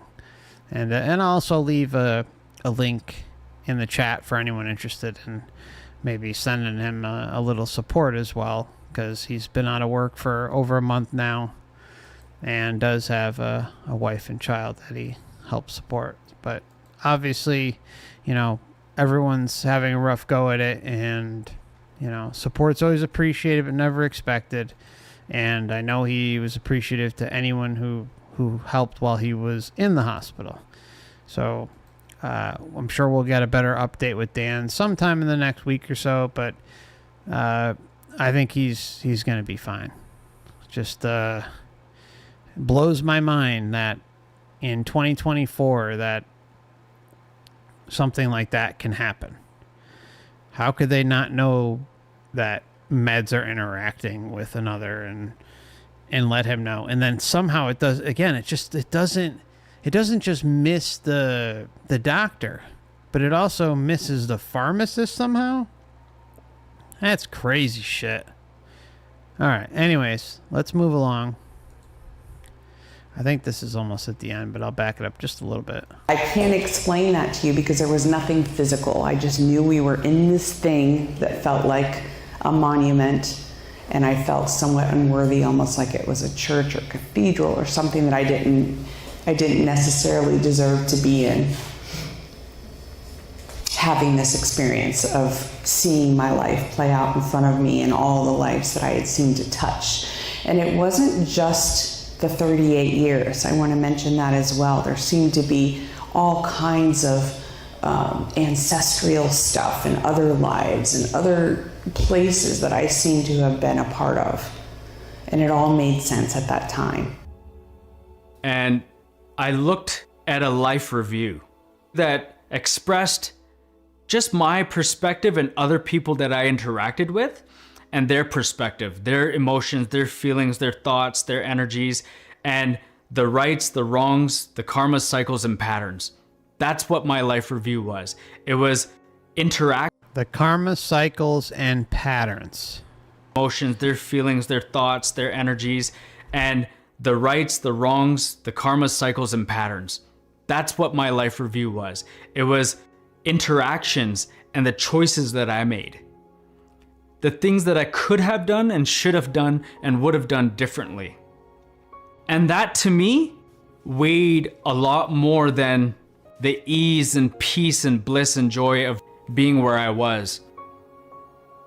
I was attached to the physical world, and I had judgments, and I sensed my reality on earth. I had judgments. And I looked back and I knew what was missing. And I needed to redeem myself, because if I needed to redeem myself. I need to redeem myself. Missing. And I needed to redeem myself, because if my soul's purpose was to change, I had to make a decision and an oath to myself that I'm gonna change. And this was all intentional, all telepathic. And I was asked again, what do you want to do?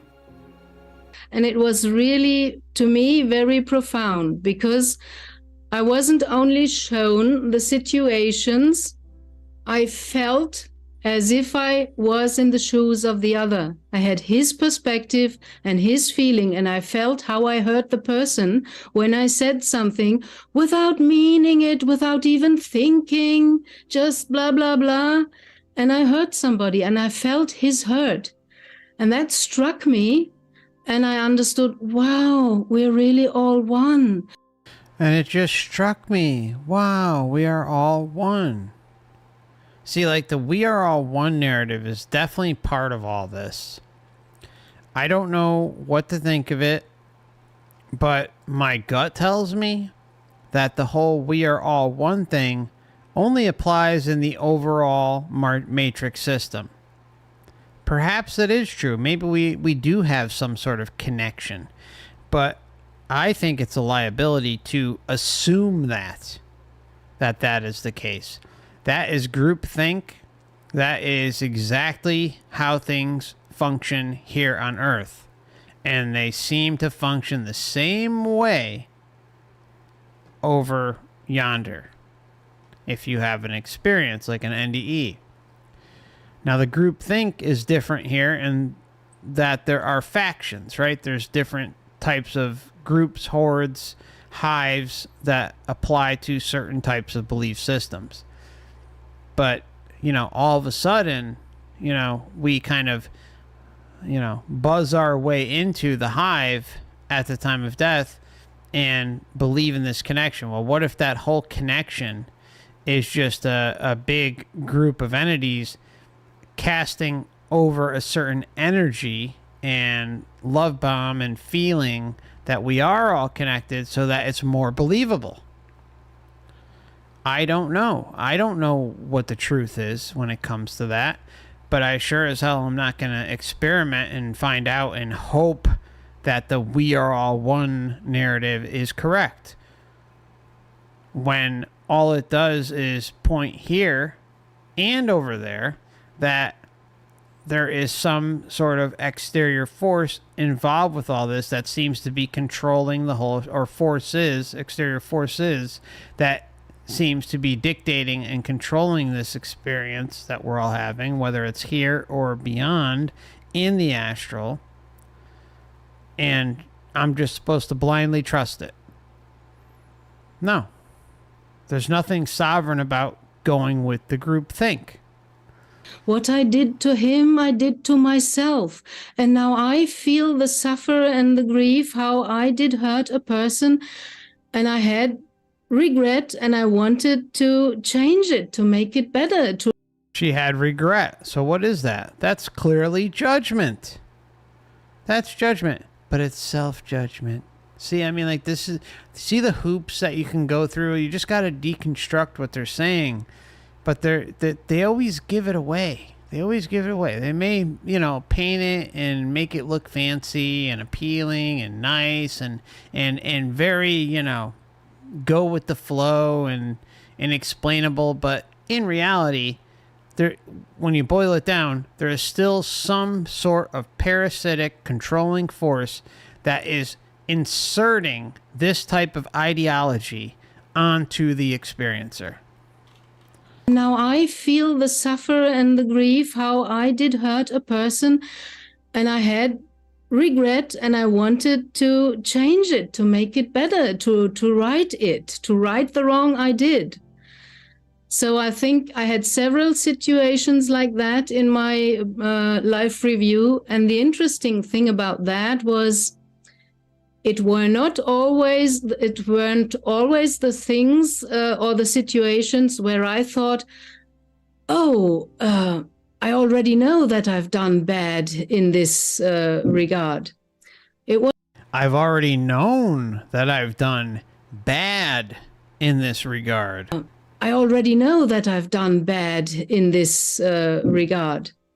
It was totally upside down. What I thought was good was shown to me as bad. So that's the soul's perspective, who has a higher perspective to look at the things, at the life situations.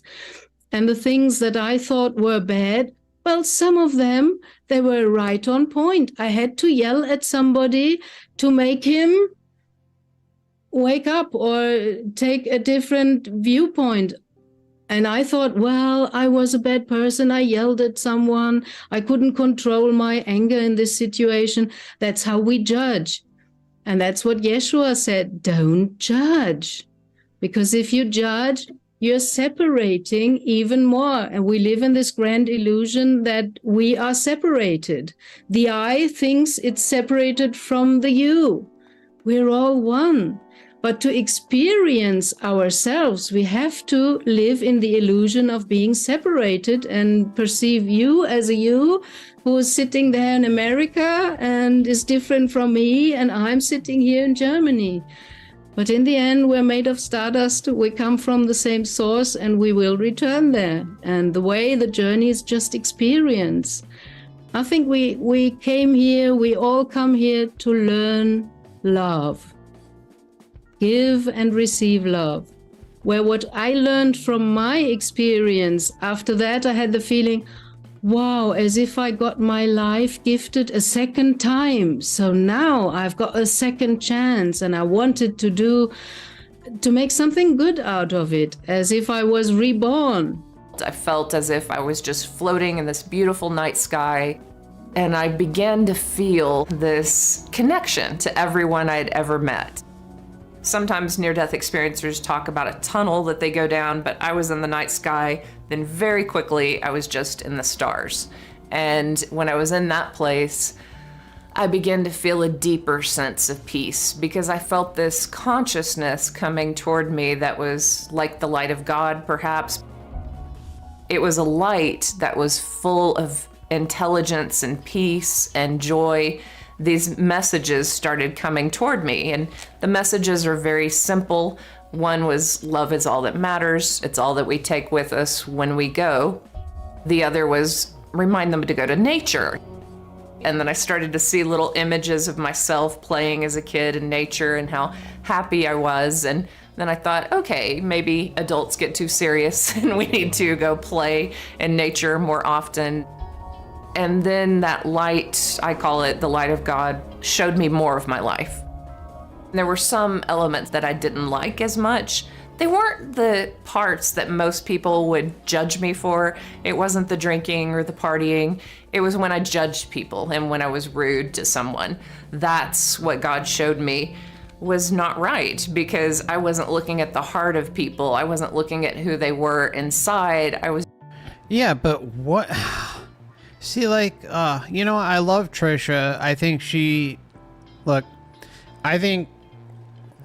Wait, is music playing? I'm sorry, I guess the music was playing.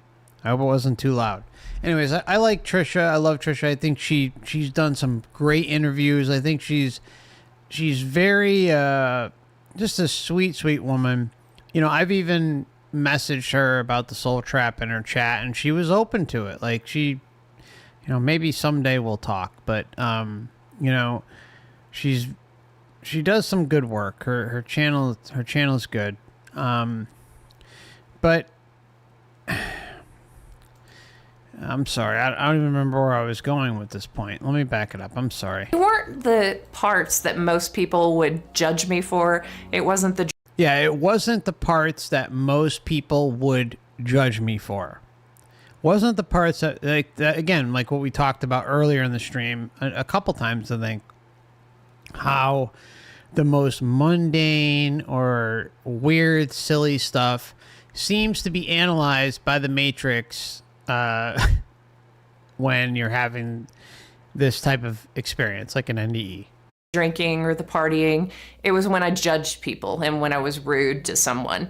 That's what God showed me was not right, because I wasn't looking at the heart of people. I wasn't looking at who they were inside. I was judging them based on where they went to college or what clothes they wore, or if I deemed them cool enough to be my friends. And there was this one couple I worked with who actually prayed for me. They knew that I was depressed, and maybe they knew even that, you know, there was something that they picked up on, that their hearts went out to me. So they kept me in their prayers. Maybe they were even a part of why I didn't die with that suicide attempt. Their love was an observant love, but it was a love that participated in my life. And I saw, oh, I missed out on some really good friendships because I was superficial and judgmental and lost in my own pain and darkness instead of looking at people around me. And I was like, I'll never do that again. And I'll always look, I promise, into the hearts of people. And that was my big lesson.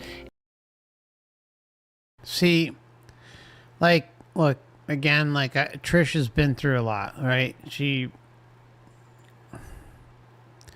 And, you know, like, this goes for any case that I've talked about today. Like, I am not judging the individual. I am not talking down to the individual.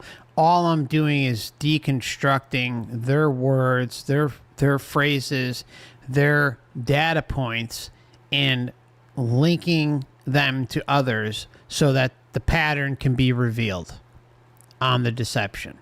In the near-death experience. But, you know, it's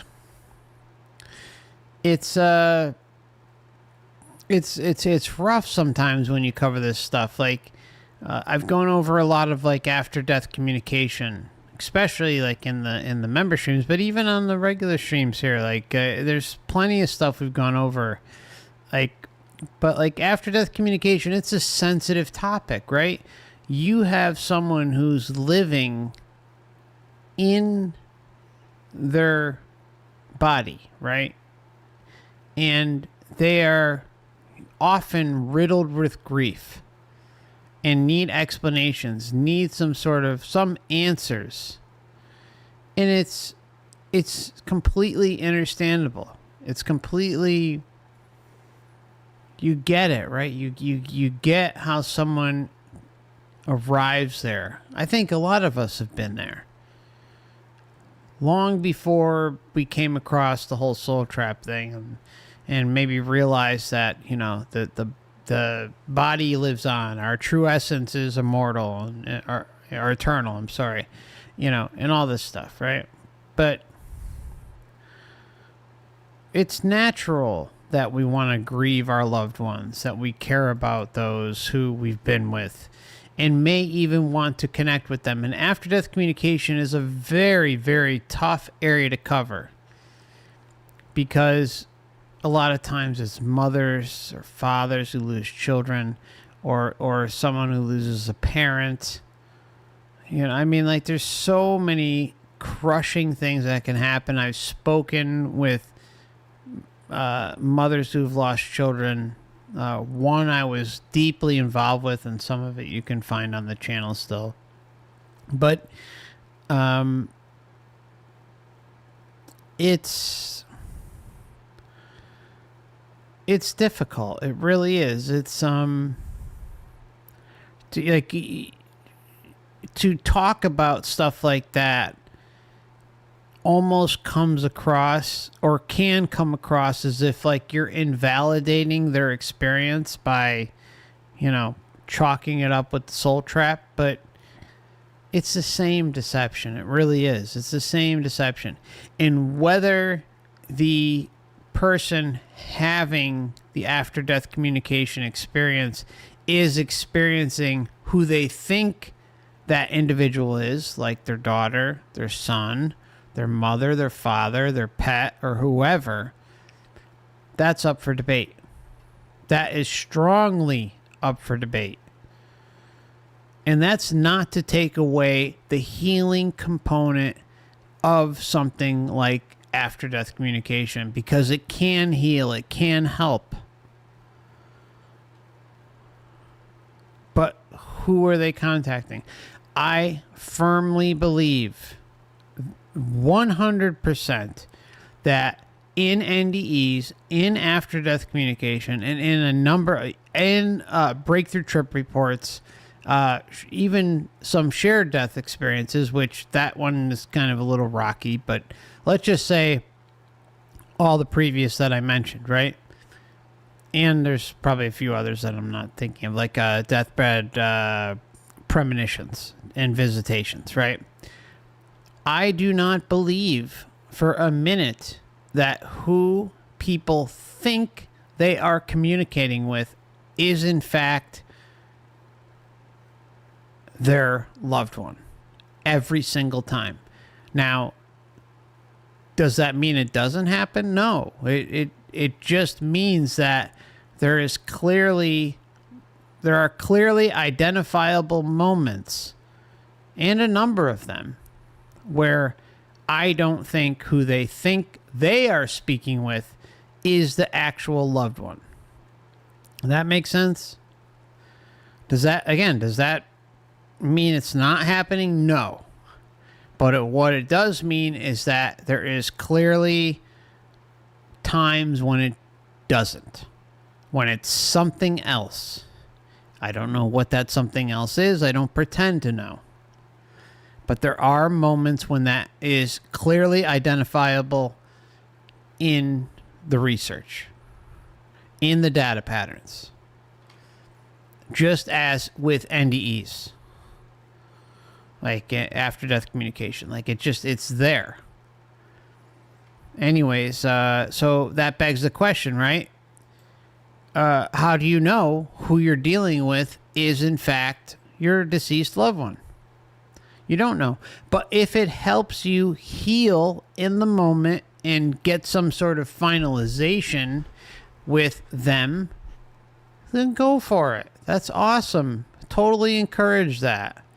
And, for anyone kind of maybe thinking about going down that road, basically any of like the induced after death communication that, like, say it's not just happening, but say you want to maybe connect on a more personal and methodical way, it's recommended by most people who are involved with the practice to help you get there, that like it's usually a minimum of 6 to 9 months after you've gone through the major phases of grief, because the more kind of emotionally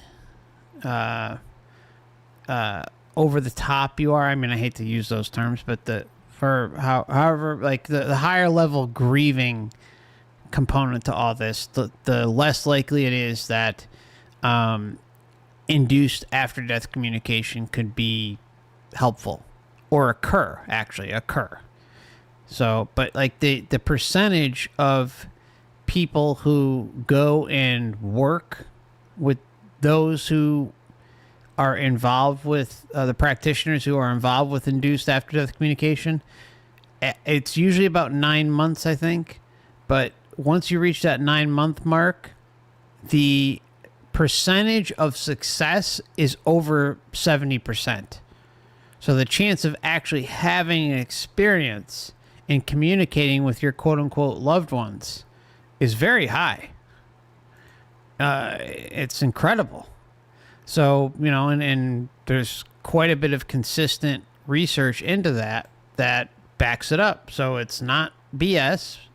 The information's there. And you can even do that with something like a pet if you really wanted to. But most people do it for, you know, deceased loved ones that they lost like 6 to 9 months, but usually over 9 months. That's the sweet spot. Like 9 months or after someone passes. So the grieving process has been able to settle in your psyche. Of people, and that was my big lesson in the near-death experience. So then I start laughing and vibrating, and I go, oh, this is it. Like, this is what I've been like wondering about all my life. Like, what's this side like? But I thought I had so much more time. and then they showed me my life. It was like over here. So we kind of moved, and it was like drawers stacked up on top of each other, and you could look down through it, and I could see my whole life. It was almost like different parts of my life were in different drawers, but my life was really small. Like, it wasn't like all those things that I spent nights worrying about, they weren't in those drawers. Like, they, you know what I mean? It was just all the little things that don't mean anything really, you know, we don't remember a week later, but we had so much anxiety or what, it was not there. It was like what I loved and what I gave myself to, and the people that I loved, all of that, the emotion of my life, that was in those drawers. And again, I knew my whole life like instantly, and it was like, oh, and it all made sense, and I was here now, and it made sense. And as I was entering what I call the tunnel of light, people were greeting me. And some of the people were still alive on Earth, but they were there greeting me, and along with people who had passed to the other side. They were welcoming me. There was music playing, and I didn't care. I just had this drive to get to the light, the source, the power, which was totally... I just had this drive to get to the light, to get to the source. I mean, this is the type of power that it yields if you give into it. What is that? What is she talking here about? She's talking about being curious. She's curious. This drive, this power. You know, we hear about how, you know, individuals go flying down the tunnel, and they're curious what that light is at the end. What is it? I want to see it. I want to know what it's all about. And I think it's been so embedded in us to want to be curious, want to know what it is, and perhaps subconsciously we even know what it is. It's a love bomb. It's an amazing thing to experience, and I can't wait to get there. That's what I think goes through our heads lifetime after lifetime, or our minds. And what I'm talking about is disavow and disengage in all of it. We're still alive on Earth, but they were there greeting me, and along with people who had passed to the other side. They were welcoming me. There was music playing, and I didn't care. I just had this drive to get to the light, the source, the power, which was totally blinding light, yet I could look at it. It was almost an oxymoron. And I got to the light, and I said, why was my life so difficult? And good question. The essence, the light, God, whatever you want to call it, the source, said, don't you remember you chose this? And he brought in some guides that individually took me to a table and said, remember when you chose this? You also chose these things, and we told you not to because it was too much to handle. So, but you insisted, you wanted to do it, and then they... You know what's interesting is this does pop up from time to time, and sometimes in pre-birth memories, pre-birth planning, and then sometimes in NDEs where it's like, oh, like you picked like a big a big plate. You wanted to do more than you can handle, and we tried to dissuade you, or yada yada yada, right? And then when you kind of analyze it a little bit further, it seems to point that most individuals who are of that mindset, or when they come across in an experience, the objective is to finish things up faster so that they can move on,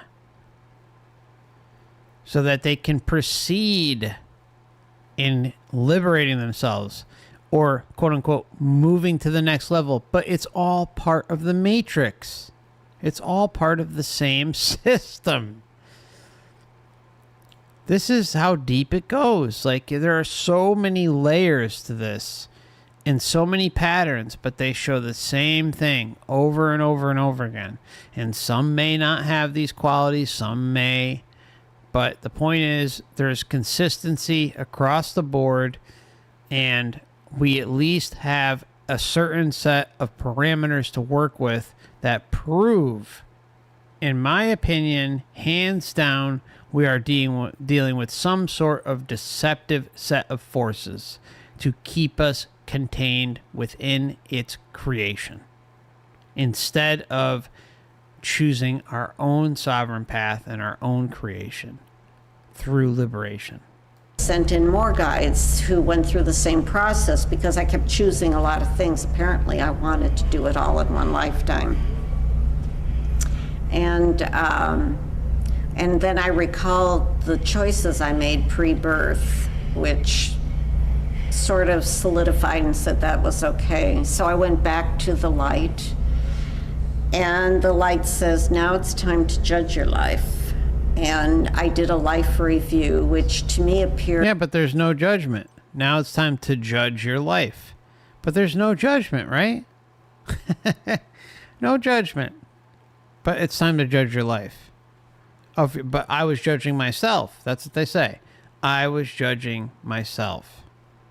But in this case, it's time to judge yourself. Time to judge. The light says, now it's time to judge your life. And I did a life review, which to me appeared as a film strip with the leader holes to it. In each frame was a different instance of something that happened in my life. And I came to one that I was very regretful over. And a boy used to torment me, and I finally reacted one day and I hurt him. And I regretted that. And I told the light that that's what I regretted. And the light told me, well, you know, you've achieved what you went there to do, and you may stay here in the light. But we have another thing we want to offer you. And they opened what I call... See, this is bait and switch. Oh yeah, you can stay here. But there's always the but. And as she says, door number 2. But we have another thing we want to offer you. And they opened what I call door number 2. And they opened it a crack, and they said, or you can go back and achieve what's behind door number 2. And I questioned him, the source, and I said, would that mean the doctor's going to remain a doctor? He won't quit his profession? And the source said, yes, he will remain a doctor if you go back. And I said, I was giddy with joy, and I said, then I'm going back. I want him to remain a doctor. That's my gift to him. And I was popped right back into my body instantly. And then I'm pushed through this tunnel. And it wasn't until later I realized that was my birth, because then the next thing I see is...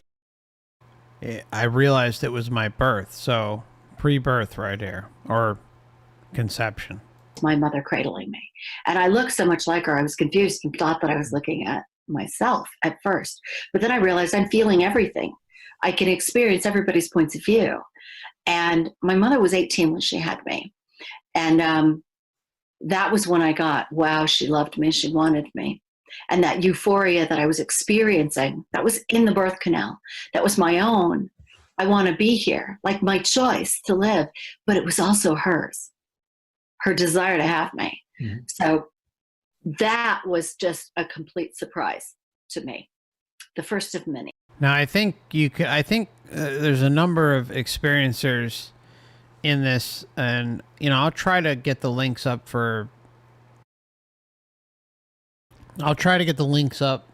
sometime in the next week and leave them in the comment section. But I've done commentary on about at least 3 or 4 experiencers we've gone over already. But this whole video is specific to the life review. A complete surprise to me, the first of many. And so then I went through my life beginning to end, every moment of my life. Parts of it were just rushed through, not important, but parts of it were slowed down so that I could experience. And the point of it was experience how everybody else around me experienced. So out of that, it's like exoneration and patience and love and forgiveness from my father, from my mother. And then also getting how my actions impacted others. That was the big one, right? I mean, at the time, I really, truly hated my husband. It was abusive, but suddenly I'm seeing through his point of view. So she truly hated her husband, clearly dealt with trauma, or if you get to that point, if I had to kind of go out there on a limb and say that, but yet all of a sudden there's someone being rationalized for that mindset, regardless of what happened. See how easy it is to fall right into this and rationalize others' actions that violated you, whether it's through mind, body, spirit, physically, emotionally, doesn't matter. She's married to the guy, all right? Wow, he just got what I got. He got a set of circumstances. He got a set of parents. He got his DNA, and then he got all of his experience that led up to. Yeah, it's called a life script. And this is like the weird part of all of this, guys, right? Like, I feel when I bring this up that a lot, or not a lot, but a number out there they don't get it. Like, you don't excuse these things away when you're experiencing them, right? But you also can understand how a life script that's predestined or based on karma, or perhaps that it's karmic retribution for the one that you're offending, to kind of go through that. It's screwed up and there's no excuse for it. But that is part of how this diabolical, twisted, messed up, whacked out system that we find ourselves in. All right? Now, I'm not going to say this about her specifically or anyone specifically, but perhaps, just perhaps, when she was in a different incarnation, or someone else was in a different incarnation, that there was something that they did against the other, aka her husband, and that this is the roles being reversed. You get what I'm saying?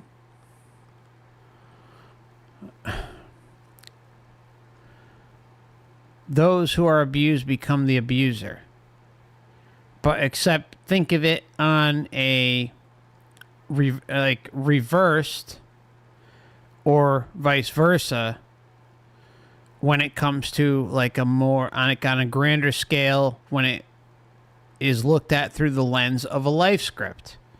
I know it's sick, I know it's convoluted, but that is the functionality of this matrix. Whether that is happening specifically in this case or any other case, I don't know. but it seems to point in that direction. Does that excuse the behavior? Does that excuse the suffering that her or anyone else that goes through something horrible has to endure? No way, no how. But it puts things in perspective about how screwed up things are. That's all I'm saying. How he was a set of parents, he got his DNA, and then he got all of his experience that led up to how he was the way he was. When, you know, and I had contributed somewhat to that. So I was able to see completely. And then it came all the way to the end. And I was pretty excited. Wow, I'm dead. I knew I was dead. I took 3 immediately. Well, there was a lot of lessons, but the 3 most primary lessons that I figured I felt as almost the life review were like gifts to me. The lessons, they were gifts. They were gifts. Most primary lessons that I figured I felt as almost the life review were like gifts to me. The first was acceptance, because I saw my entire life and I got to see it through other people's perspectives, through that exchange, and I got to see it in such a way that I understood, I suddenly knew who I was, and I could accept that this is who I am, and that I may not be a perfect person, but I could accept that this is who I am right here, right now, and that I can work on myself. You could work on yourself as long as it's within the construct of the Matrix. As long as it falls under the Matrix umbrella of control. This is who I am right here, right now. And that I can work on myself. I have a lifetime to work on myself. And I'm probably going to have more lifetimes to work on whatever it is my agenda is at that time, you know, in future lives or past lives.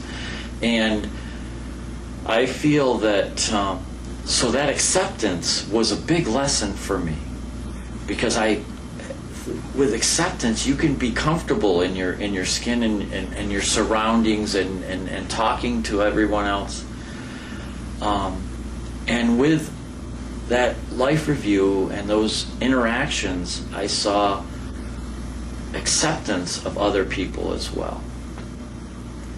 Before my near-death experience, I was pretty brash, didn't have much understanding of other people's point of views, and I was very self-centered. I had my own view, and it was self-contained, and if you didn't agree with my point of view, then I didn't care, you know, and I would just, you weren't much a part of my life if you didn't believe in what I believed in. So, but in the life review, I got to see that there are other people's paths that don't have anything to do with me, and that they can live their life, and and now I have a tolerance for their path that I didn't have before, because I saw that they have their path and they have their purpose in life, and it doesn't necessarily have to agree with my path and my purpose, and I can be tolerant of that. And that was a big lesson for me as well. I suddenly could accept who I was, and I could be tolerant of others. And we're going to exchange paths, we're going to cross paths, we're going to interact, and many times I may not agree with their personal views or their what they're doing in life or what they want to achieve in life, but that's all right.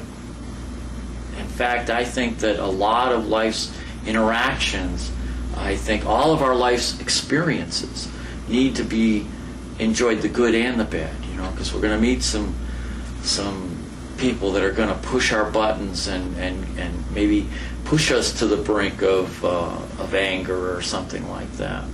And that's a good time to look at what caused that, what brought that up within me. So, perhaps life script, or perhaps entity interference, another life script impeding upon your life script, or your life script impeding on another's. I mean, the faulty programming and overall construct of the meat suit and its inherent flaws. So many possibilities they're endless as to why someone may do something or act a certain way, whether they're on autopilot or not. And most are on autopilot that link to their life script, and those things can trickle off in either a small way or a big way onto you, or you can trickle onto them and you not even know it. But the more you become aware that everything comes with a basic script, everyone here comes with a basic script and is playing out those roles, the better you will be. The more aware you will become. And that's a good time to look at what caused that, what brought that up within me. So they could be a teacher to me, you know. And I've had some really good teachers that have pushed a lot of those buttons, you know, and so I've learned from that. And so I'm a lot more tolerant. I also saw that we can all experience something together. You and I could have an experience, a shared experience. But the truth of that experience to me is going to be different than the truth of that experience to you. And you're going to know the truth of that experience through your heart. Because when you hear your truth, your heart sings about it, you know. And that's the way I gauge my truth, is through my heart. When my heart sings, I know it's my truth. When the Matrix sings, I know it's my truth. Again, no offense to him. When confirmation is given through the realms of the Matrix and the life script, that's when I know it's true. That's when I know it's authentic. Going with feeling instead of going within and tapping in, like, into your essence, and facing truth head on, facing profound realizations, whether they're positive or negative or destructive to your worldview, shouldn't matter. What should be important is the truth. And the data patterns show the truth. What they're telling us, not him specifically, but what the data patterns are showing us is truth. And that truth is showing an inconsistency with what's actually happening here and being rationalized as normal when it's the furthest thing from normal. We live in an insane asylum, and all we're trying to do is liberate ourselves and move on. And there are so many booby traps set up along the way to keep us contained within the illusion. Are you going to shoot down that illusion? Are you going to continue to go along with that illusion and hope that it's authentic and accurate and then be memory wiped and go through this whole process again? Or are you going to stand up for yourself through things like non-interference, sovereignty, liberation, creating your own realm outside of this entire construct and seeing what happens? It's that simple. Because remember, if we're all wrong, or at least if some of us are wrong about kind of this plan, right? Then clearly something that we are told over and over and over and over and over again that is loving and caring and compassionate and empathetic, that it loves us, right? And that everything's about love. It clearly would certainly not have a problem with us going our own way, doing our own thing, leading up to and at the time of natural death, and welcome us back. If after that, after we have basically contained ourselves within a realm that is impenetrable, it clearly wouldn't have a problem welcoming us back into the fold, if it is what it claims to be. And everything points that it's not everything it claims to be, but instead is full of shit. It proves that over and over and over again. But on the slim, slim chance that we're all wrong, then clearly, based on all the data, it would welcome us back with open arms. So the question is, do you roll the dice and just believe what it's selling? Even though everything is freaking completely opposite from what it claims to be? AKA everything's about love and light and acceptance and learning and growing and excelling and ascending? Or do you just say, fuck all that. I'm going to go my own way, do my own thing, and I'll see what happens. But if I'm wrong, well, seeing it's so loving and caring and compassionate and empathetic, it'll welcome me back. No problem. You can't lose. You can't lose. Otherwise, what is it? Just false advertising, right? Deception. Matrix marketing department, which that's what it is. But, you know, for technicality purposes, I like to put it out there, you know, just to frame it in that way of thinking so that those who are, you know, on the fence or kind of new to this information, that they'll kind of just think like that, so they've got all their bases covered. Clearly, something that is so loving and understanding and compassionate and empathetic is not going to leave you out to dry, to hang and dry, if you want to come back and be with it. It's that simple. And a lot of us have passions that a lot of times we repress in life. And I think after an experience, you tend to not repress that anymore, because it's another indicator of the interactions that we're going through in life, and a way to just squeeze all the juice out of that interaction so that you can squeeze learn all the from all of it. After my NDE, I didn't even know what had happened, and I wanted to find out, am I crazy or what? So I started searching for things like possibly dying and maybe coming back, or, you know, I was trying to figure out what it was and found out the term near-death experience. And there were people who talked about life review, so that's how I get some of these words. But I don't know that I had anyone say you're going to get a life review, or. But in this life review, my guide was with me, of course, and he was with me through this whole other part that I'm talking about. And this was probably the most loving part of my experience, surprisingly for me, because I think I would have been, before my NDE, worried like, oh man, it's going to show when I got into my mom's underwear drawer and took some change, and it's going to be really embarrassing, you know, things like that.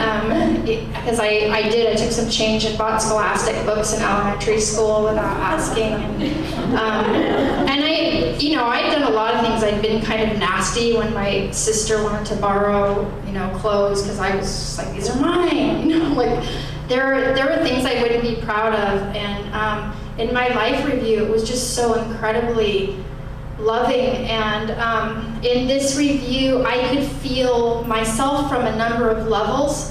And part of what I had access to was this universal love, or we could, if we could say God. I felt this love of God toward myself in the life review. And so as I was experiencing myself in this, I felt this compassion for myself, the way that maybe a parent would feel for their toddler. You know, when your toddler's running down the hall and they just started learning to walk and they biff, that was kind of the way I felt toward myself, you know, when things weren't so great, or if I wasn't totally awesome. And then of course I felt the times where, you know, I was heart-centered and loving and made a difference in people's lives. And but I didn't have anything in it where I was like, you know, oh my gosh, I feel so guilty, or where anyone was reprimanding me. I didn't have it like that. In this review, I connected with a person in my past, and this is interesting for me because I didn't realize that I had gone into my near-death experience still holding this feeling toward this person. When I was younger, I had witnessed a situation with someone who had been doing someone else wrong. And I was a child, and this was a very difficult situation for me because I suffered with the person who was taking the abuse. And it was something I had such a hard time getting over. I assumed I had because I told myself, well, I forgive because that's what I'm taught. But I think I really judged that person, thought this is an evil person, and I had so much anger. And in this life review, I was able to connect with this person who I would have said before, that's my enemy, even. And when I was connecting with this person, I could feel this person's full potential at core and who this person really is beyond all of these things that she was part of. And I could feel the love of the divine for this person, and I was part of that. It wasn't this separation. It was just this stream, you know, like this river running through me, and I'm part of all of this love. And the feeling of love that I had for this person that was my enemy was just so huge. It was The love I had for my enemy was just so huge. I know I've covered her case before.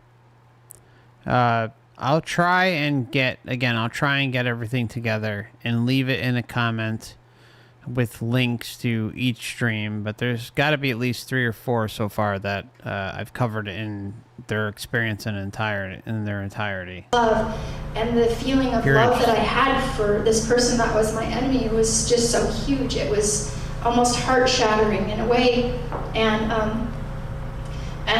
so this was, of course, kind of an awakening moment for me to realize if the divine loves this person who I saw as my enemy and could do something like that, you know, how can I ever not love anyone or anything again?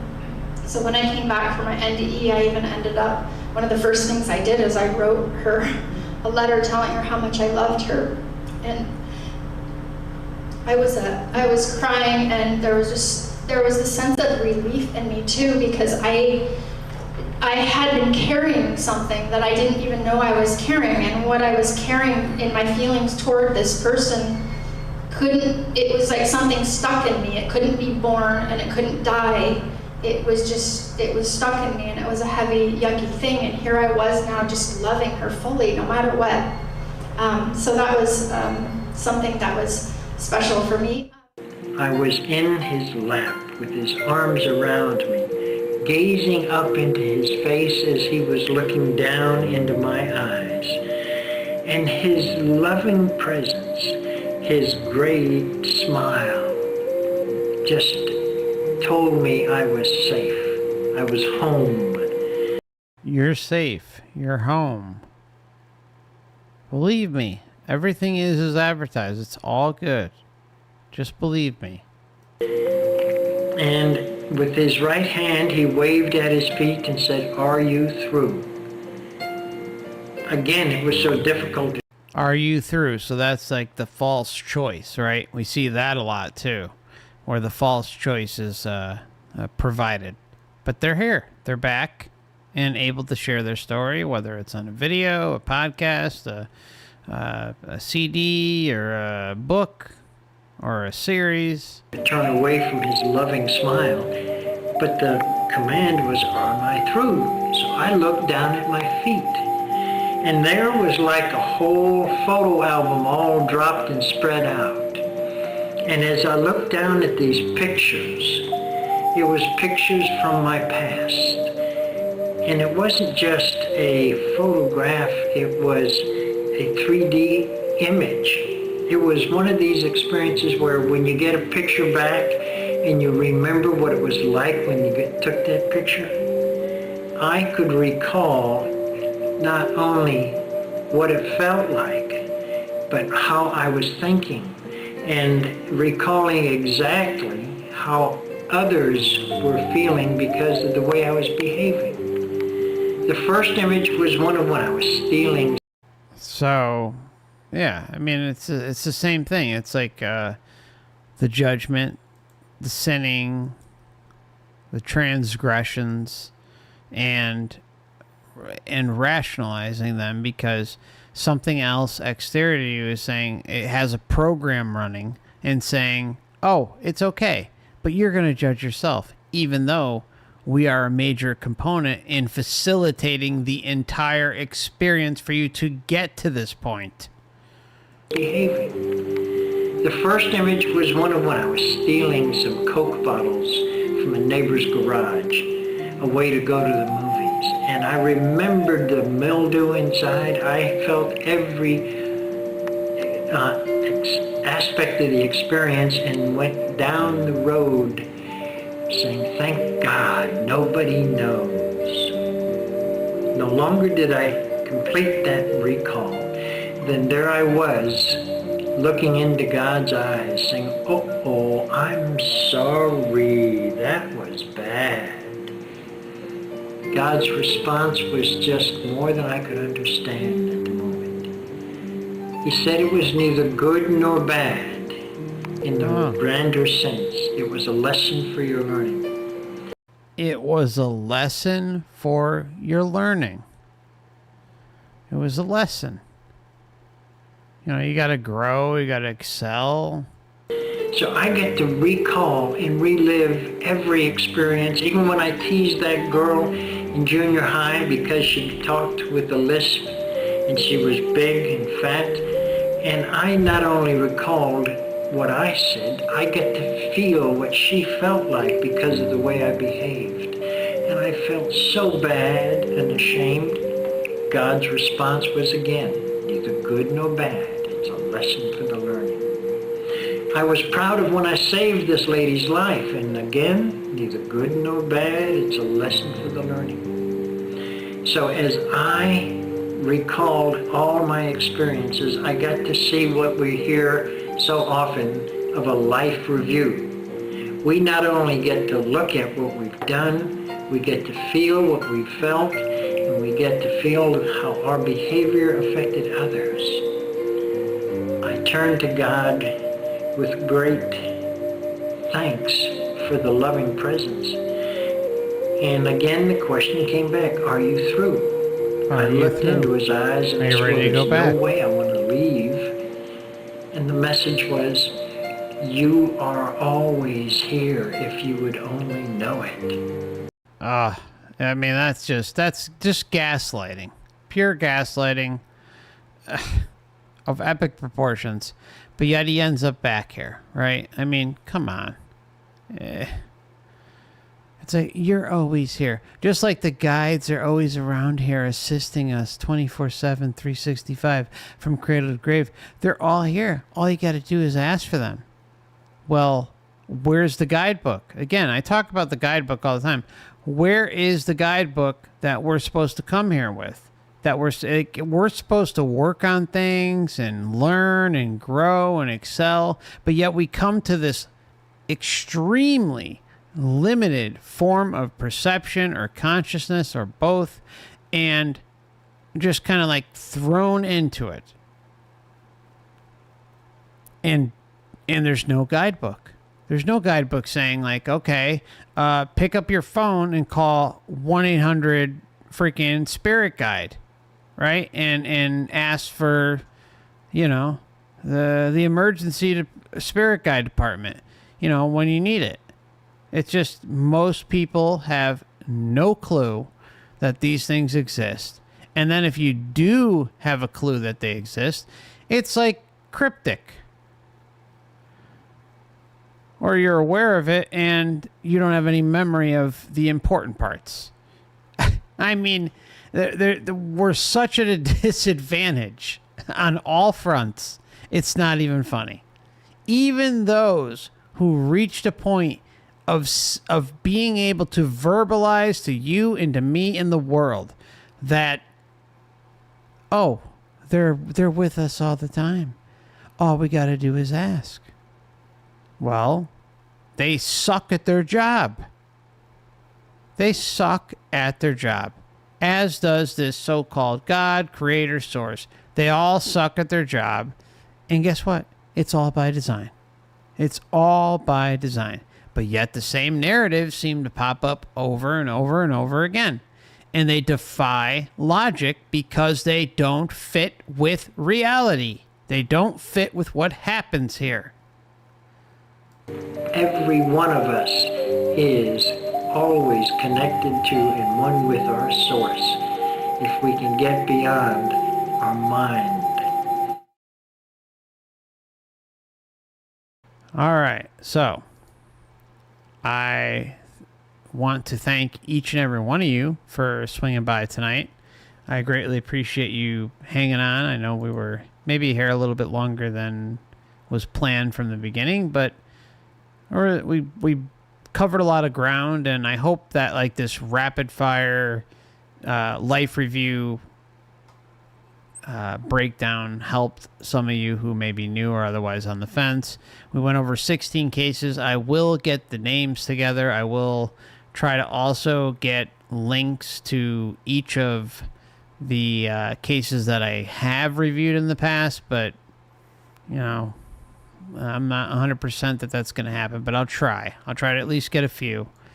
And also, anyone interested who is not aware that, like, yeah, we are in volume 3, so there are 2 others, and those are linked in the description. So if you're interested in checking those out, feel free. They're a little bit older, but they're out there, and there will be a part 4 in the future. And I want to thank everyone who stopped by tonight. Please consider hitting the like button and maybe sharing this video, or if you're watching the replay, commenting in the video afterwards. It does help perhaps get this channel and this information into more feeds. It would be greatly appreciated, even if it's just a quick comment or something. That's awesome. And you never know. The algorithm may or may not pick us up, but it's not too friendly with the channel, I'll be honest. Okay? So every little bit helps. And just as a reminder, too, for anyone who may have just gotten here who's already a stream level member or higher, we have our monthly members live stream on Sunday, January 28th at around 7:30 p.m. And further details will come, including a link with about all that soon.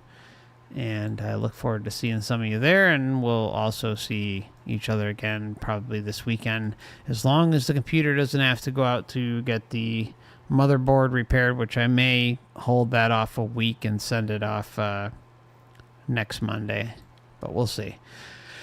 All right, my friends, take care of yourself. I'm not going to be doing the gaming channel tonight, but you will see a link for anyone interested. We'll continue with, I think, part 6 of Assassin's Creed Valhalla. Probably tomorrow afternoon. That'll probably be about 5. And don't forget, there's an email list for the channel. There's also a YouTube backup channel. There's also an Odysee and a Rumble channel. And I also do Truth in Gaming, which the link will pop up, and that's going to be available on YouTube and Rumble. And then there's also the Laughing in Our Clown World Matrix, and I promise we are going to get the inaugural live stream sometime this month. Okay, I've got so much I want to go over and just have some laughs at. And just remember, we got to laugh, right? Can't go serious about everything. We got to enjoy ourselves, have a good laugh. And so for anyone interested that wants to just to laugh, have a good time, and mock the insanity that is the Earth realm, feel free to check out the description, and there are links to that channel, and that is exclusive to Odysee and Rumble only. That won't be available on YouTube. So we can have fun and kick back and relax and have some laughs. So maybe I'll see you there. There's also a Facebook, Instagram, and Twitter where I send out notifications for each stream, and we'll see each other again soon, all right? I appreciate you all, and anyone who sent over some super chats tonight, and we'll see each other soon. And please keep Dan in your thoughts, your intentions for his healing journey, okay? Thank you.